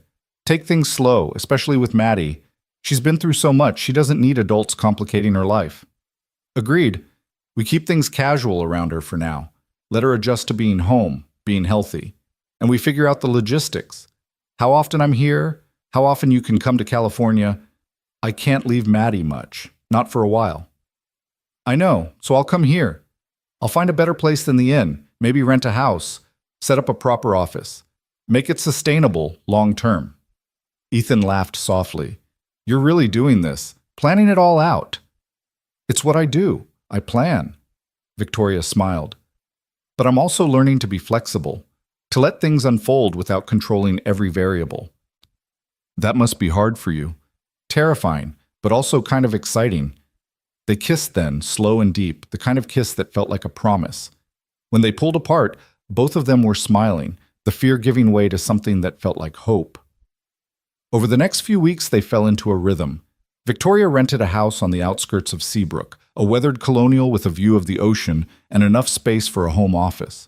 She filled it with laptops and monitors and video conferencing equipment, transforming it into a remote headquarters. Rebecca was skeptical at first, but even she had to admit that Victoria's productivity hadn't suffered. If anything, the distance from the office politics and daily fires had given Victoria more space to think strategically. She split her time between work and Seabrook life. Mornings she spent on calls with her team in San Francisco, reviewing code and product roadmaps. Afternoons she'd walk down to the harbor, watching Ethan and his crew bring in their catches, marveling at the efficiency they'd built. The sustainable seafood business was thriving, with new restaurant clients signing on every week. Evenings were for Maddie. Victoria would stop by their house for dinner, helping with homework or just sitting on the couch while Maddie chattered about her day. The girl was recovering beautifully, her energy returning in bounds. Dr. Martinez's predictions had been right. The surgery had given Maddie a new lease on life. She could run without getting winded, could play with friends without needing breaks, could just be a normal 8-year-old. And slowly, carefully, Victoria became part of their daily routine. Not as a replacement for Sarah, that was never the goal, and Maddie's mother would always hold a sacred place in their home. But as someone new, someone who cared deeply and showed up consistently and loved them both in her own way. The Harrisons visited twice that month, and both times were surprisingly pleasant. They'd kept their word about withdrawing the custody petition, and their lawyer had filed the paperwork the day after Maddie's surgery. Robert and Catherine were different now, softer, more willing to listen. They took Maddie for weekend visits to Boston, bringing her to museums and shows, but always bringing her home to Ethan at the end. "They're trying," Ethan told Victoria one evening as they walked along the beach, Maddie having gone to bed early after a busy day. "I can see them trying to be grandparents instead of adversaries. It's strange but good." "People can change," Victoria said, "when they're motivated enough." Seeing Maddie almost die motivated them. Ethan's voice was quiet. "Made them realize what was important. Made me realize some things too." "Like what?" "Like I don't have to do everything alone. Like accepting help doesn't make me weak." He took her hand. "Like maybe I deserve to be happy again." Victoria squeezed his fingers. "You do. You absolutely do." Thanksgiving came faster than expected. Victoria had planned to fly back to San Francisco to spend it with David, but her brother surprised her by suggesting he come to Maine instead. "I want to meet this fisherman who's turned my workaholic sister into a remote worker," David said over video call. "Plus, I've never had a real New England Thanksgiving. Sounds festive." So David flew into Portland 2 days before Thanksgiving, renting a car and driving up to Seabrook with the good-natured curiosity of someone who'd heard a lot about a place but never seen it. Victoria met him at her rental house, and he gave her a long hug before pulling back to study her face. "You look different," he said. "I've been getting more sleep." "That's not it. You look—" He paused, searching for the word. "Happy. Actually happy, not just successful." Victoria felt herself flush. "Maybe I am." "This is serious, isn't it? You and the fisherman." "His name is Ethan, and yes, it's serious." David whistled low. "Never thought I'd see the day." Victoria Lane, tech mogul, choosing a small-town life over Silicon Valley. "I'm not choosing one over the other. I'm trying to find balance." "And is it working?" Victoria thought about her mornings at the harbor, her afternoons coding and strategizing, her evenings with Ethan and Maddie, the way she felt grounded here in a way she'd never felt in California, despite all her success. "Yeah, I think it is." She brought David to meet Ethan and Maddie that evening. Victoria had been nervous about it. David was protective, and he'd have strong opinions about anyone his sister was dating. But Ethan charmed him immediately with his quiet competence and self-deprecating humor, and Maddie won him over completely by showing him her collection of sea glass and explaining in elaborate detail how she'd found each piece. They had dinner at Ethan's house, simple pasta and salad, nothing fancy. And Victoria watched her brother and her boyfriend talk about fishing and technology and what it was like to lose parents young. David had been 15 when their parents died. Ethan had been a teenager when his own father left. They found common ground in that shared loss, in the way it shaped you into someone who protected what they loved fiercely. After dinner, David helped Maddie with a puzzle while Ethan and Victoria cleaned up in the kitchen. "He's good with her," Ethan observed, watching David patiently search for corner pieces while Maddie directed him with the authority of a drill sergeant. "He helped raise me after our parents died. He knows kids." "He loves you. I can see it in how he looks at you, like he's making sure you're really okay." "That's David, protective to a fault." Victoria smiled. "But he likes you, I can tell." "How can you tell?"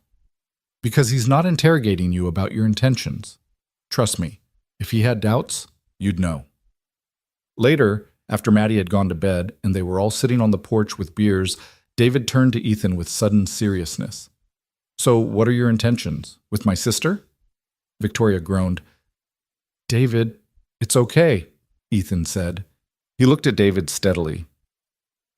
"My intentions are to make her happy, to build something real with her, if she'll let me. To introduce her to my daughter slowly and carefully, making sure everyone's ready for what this means. And to not screw it up, though I'm terrified I will because I'm just a fisherman from Maine and she's... He gestured at Victoria. She's extraordinary. David studied him for a long moment. Then he smiled. Good answer. And for the record, you're not just a fisherman. You're also a small business owner, a single father who's raised an incredible kid, and apparently some kind of hero. I'd say that makes you extraordinary too. Ethan looked uncomfortable with the praise, but pleased. Thanks. Just don't hurt her. Because I've seen Victoria hurt before, and I don't want to see it again. Neither do I. Ethan's voice was firm. Trust me, hurting her is the last thing I want. After David left for the night, driving back to Victoria's rental house where he was staying, Ethan pulled Victoria close on the porch steps. Your brother's intense, he said. He's protective, but he likes you. How can you tell? Victoria laughed. Because he gave you the threat about not hurting me. He only does that when he approves. If he didn't like you, he'd just be polite and freeze you out. Well, that's terrifying, but good to know. Ethan kissed her temple. Thanksgiving is in 2 days. You're coming here, right? Mrs. Chen is cooking for half the neighborhood, but she's insisting I host at my place. Wouldn't miss it. David too? Of course. The more the merrier. Thanksgiving Day dawned cold and bright, with frost on the grass and the smell of wood smoke in the air. Victoria and David walked over to Ethan's house around noon, carrying pies Victoria had stress-baked at 3 a.m. because she'd been too nervous to sleep. You're nervous about Thanksgiving? David had asked, watching her roll out dough with surgical precision. I'm nervous about everything. This is the first real holiday with Ethan and Maddie. What if it's weird? What if we're moving too fast? Vic, you've been dating him for 2 months and you moved across the country. I think the too fast ship has sailed.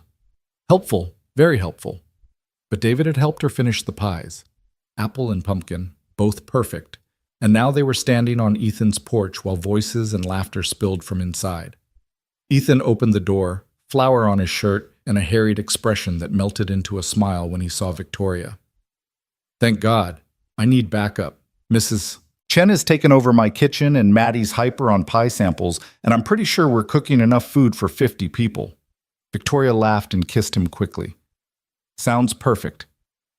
Inside was controlled chaos. Mrs. Chen commanded the kitchen with the authority of a general, directing Ethan and 2 other neighbors in the preparation of turkey, stuffing, potatoes, and at least 6 different side dishes. Maddie was setting the table with intense concentration, making sure every fork and knife was perfectly aligned. The Harrisons were there too, Robert helping with the heavy lifting while Catherine arranged flowers. It was warm and loud and overwhelming in the best possible way. Victoria introduced David to everyone, and he slipped into the chaos with easy charm, helping where needed and entertaining Maddie with stories about Victoria as a child. The house smelled like roasting turkey and cinnamon, and the particular warmth that came from a home filled with people who cared about each other. They ate at 3 o'clock, cramming everyone around Ethan's dining table with folding chairs borrowed from neighbors. Mrs. Chen led them in a blessing that mentioned gratitude and family and second chances, and Victoria felt her throat tighten at the appropriateness of it all. This was her second chance, not just at life, but at living it right. During dinner, they went around the table sharing what they were grateful for. When it came to Maddie, she thought for a long moment before speaking. I'm grateful for my new heart, she said, and for my daddy, who takes care of me even when it's hard, and for Grandma and Grandpa, who came back, and for Miss Victoria. She smiled at Victoria with such pure affection that Victoria felt her eyes sting. Who saved my daddy from being sad all the time. Ethan's hand found Victoria's under the table, squeezing tight. When it was Victoria's turn, she looked around at the faces gathered here. Ethan and Maddie, David, the Harrisons, Mrs. Chen, and the neighbors whose names she was still learning. People who'd become important to her in the space of a few short months. I'm grateful for being here, she said simply. For finding this place, these people, for getting a second chance to figure out what really matters. After dinner, while the adults cleaned up and dessert was being prepared, Victoria found Maddie on the back porch, wrapped in a blanket and staring at the harbor in the fading light. Hey, Victoria sat beside her. You okay? Uh-huh. Just thinking. About what? Maddie was quiet for a moment. Then, "Do you love my daddy?" The question caught Victoria off guard, but she didn't deflect. Maddie deserved honesty. "I do, very much. And me? And you? So much, Maddie." "Good." Maddie leaned against Victoria's side. "Because I love you too. And I think my mommy would like you. Would like that daddy's not alone anymore." Victoria's vision blurred with tears. "You think so?" "Yeah, mommy always wanted daddy to be happy. She used to tell me that before she died. She'd say, 'Take care of your daddy, make sure he smiles.' And he didn't smile much for a long time. But he smiles when you're around. He smiles because of you. You make him happier than anything. We both do," Maddie said with the wisdom of someone far older than 8. "Together, we make him really happy, like a family." Victoria wrapped her arm around the girl, holding her close. "Yeah, like a family." They sat like that until Ethan came looking for them, his expression softening when he saw them together. "There you are. We're about to cut the pie." "We're coming." Victoria stood, helping Maddie up. "Just having a talk." "Everything okay?" "Everything's perfect," Maddie said, taking Victoria's hand.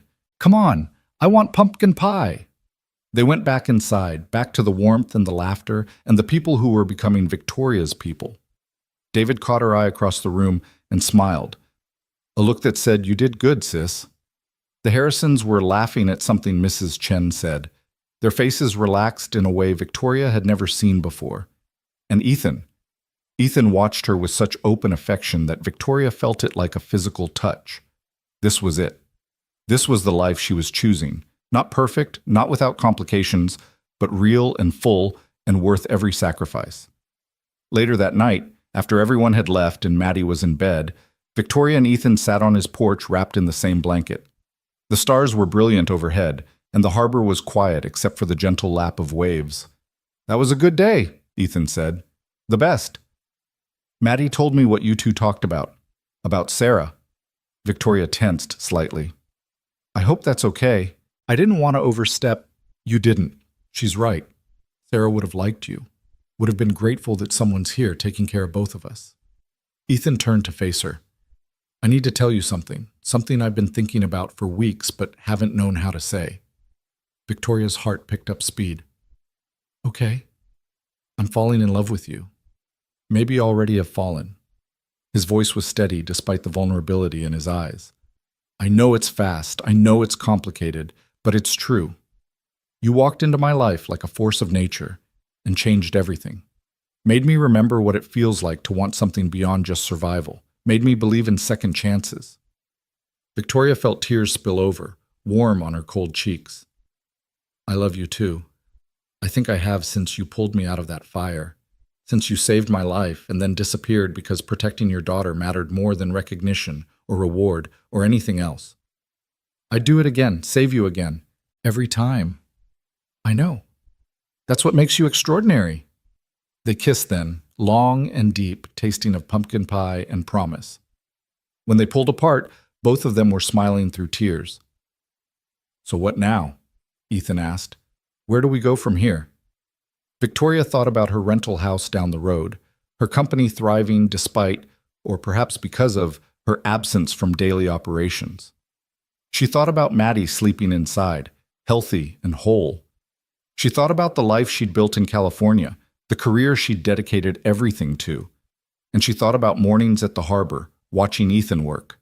About dinners around his kitchen table, laughing at Maddie's stories. About the way this small town had wrapped itself around her, making space for her in its rhythms and routines. "I restructure the company," she said. "Make myself truly remote. Hire a COO to handle day-to-day operations in San Francisco while I focus on strategy and vision from here. I keep the rental house, make it permanent, and we build this." She gestured between them. "We build us. Slowly, carefully, making sure Maddie's okay with every step." "You'd really do that? Give up California?" "I'm not giving it up. I'm just choosing to live here and visit there instead of the other way around." Victoria cupped his face. "I'm choosing you, both of you, because what we have is worth more than any amount of success in Silicon Valley. Ethan pulled her close, burying his face in her hair. I don't deserve you. Yes, you do. You absolutely do.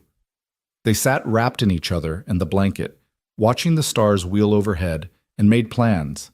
Real plans, practical plans. Victoria would fly back to San Francisco after Christmas to put things in motion, hire the COO, restructure her role, set up the company for long-term remote leadership. Ethan would come visit in the spring, bring Maddie to see California, let her experience Victoria's other world. They'd take it slow with Maddie, making sure she was comfortable with each new step in their relationship. Maybe in a year, maybe two, they'd talk about Victoria moving into Ethan's house, about making it official. But for now, this was enough. More than enough. The night stretched on, cold and clear, and eventually they went inside where it was warm.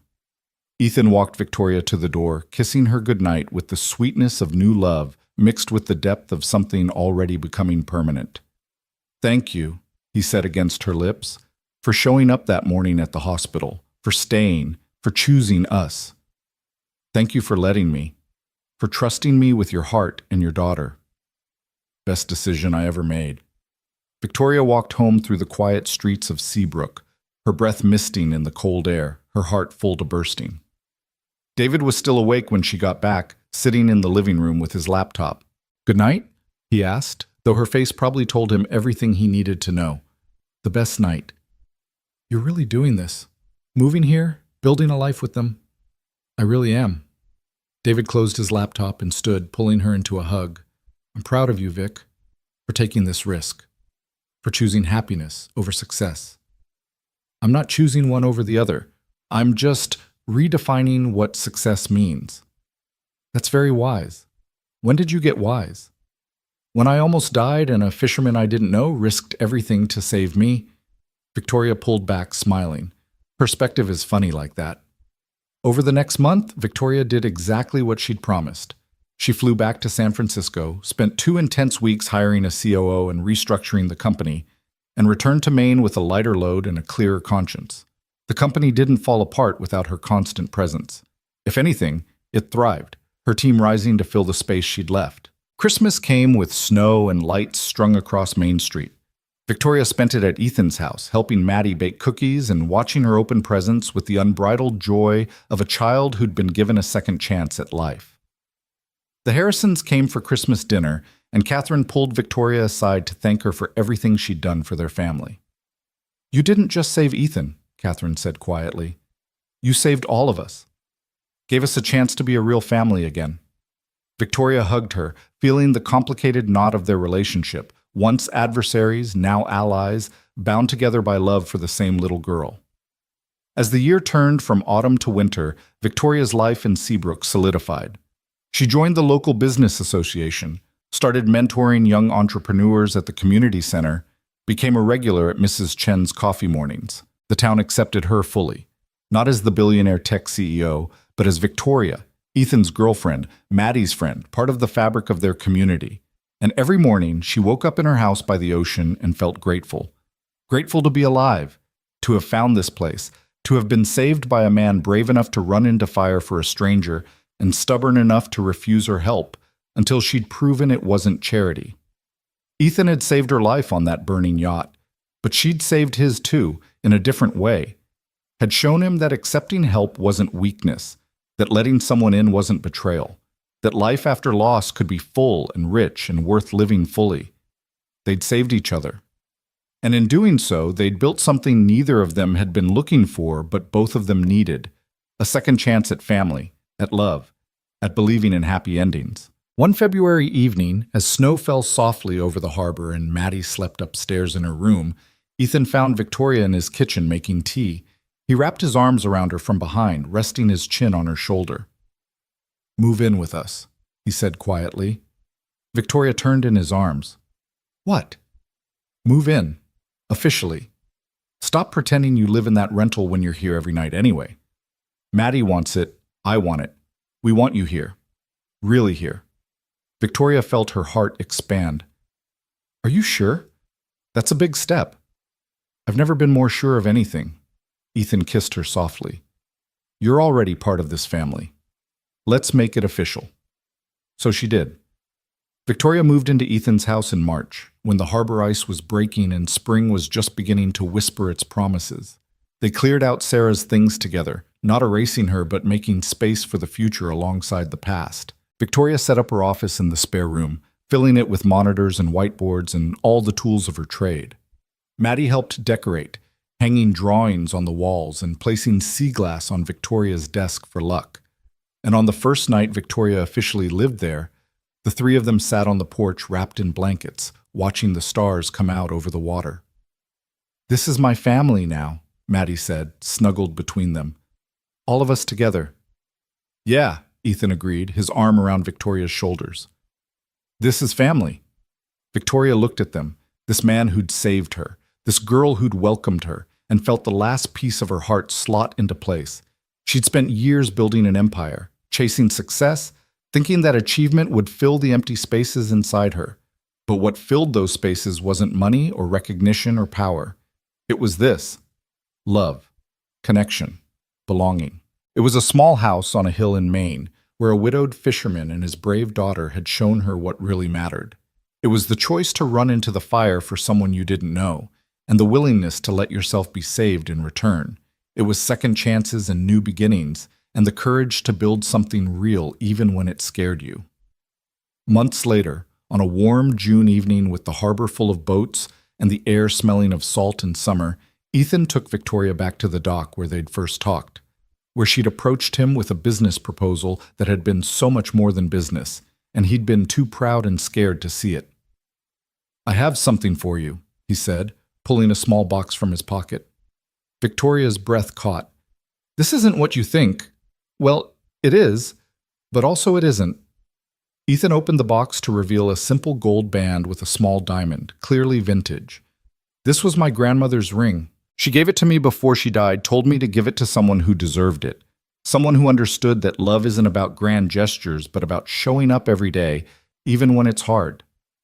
"Ethan, I'm not proposing, not yet. Maddie and I talked, and we both agree it's too soon, but I wanted you to have this, to know that this is where we're heading, that you're not just someone I'm dating, you're someone I'm building a future with." His voice was steady, sure. "Your family, Victoria, and when the time is right, when Maddie's ready and we're ready, I'm going to ask you properly. But for now, I just want you to know that I see a future with you, a whole life." Victoria took the ring with shaking hands, slipping it onto her right hand where it fit perfectly. "I see it too, a whole life together." They kissed as the sun set over Seabrook Harbor, painting the sky in shades of gold and pink. And Victoria knew, with absolute certainty, that she was exactly where she was meant to be. She'd been saved from a fire, yes, but more than that, she'd been saved from a life that was all achievement and no joy, all success and no meaning. Ethan and Maddie had given her something worth living for, and in return, she'd given them stability, love, and a future bright with possibility. Some rescues happened in a moment, in fire and smoke and desperate courage. But others happened slowly, day by day, as two people chose each other again and again, building something lasting from the ashes of what they'd lost. This was that kind of rescue, and it was only just beginning.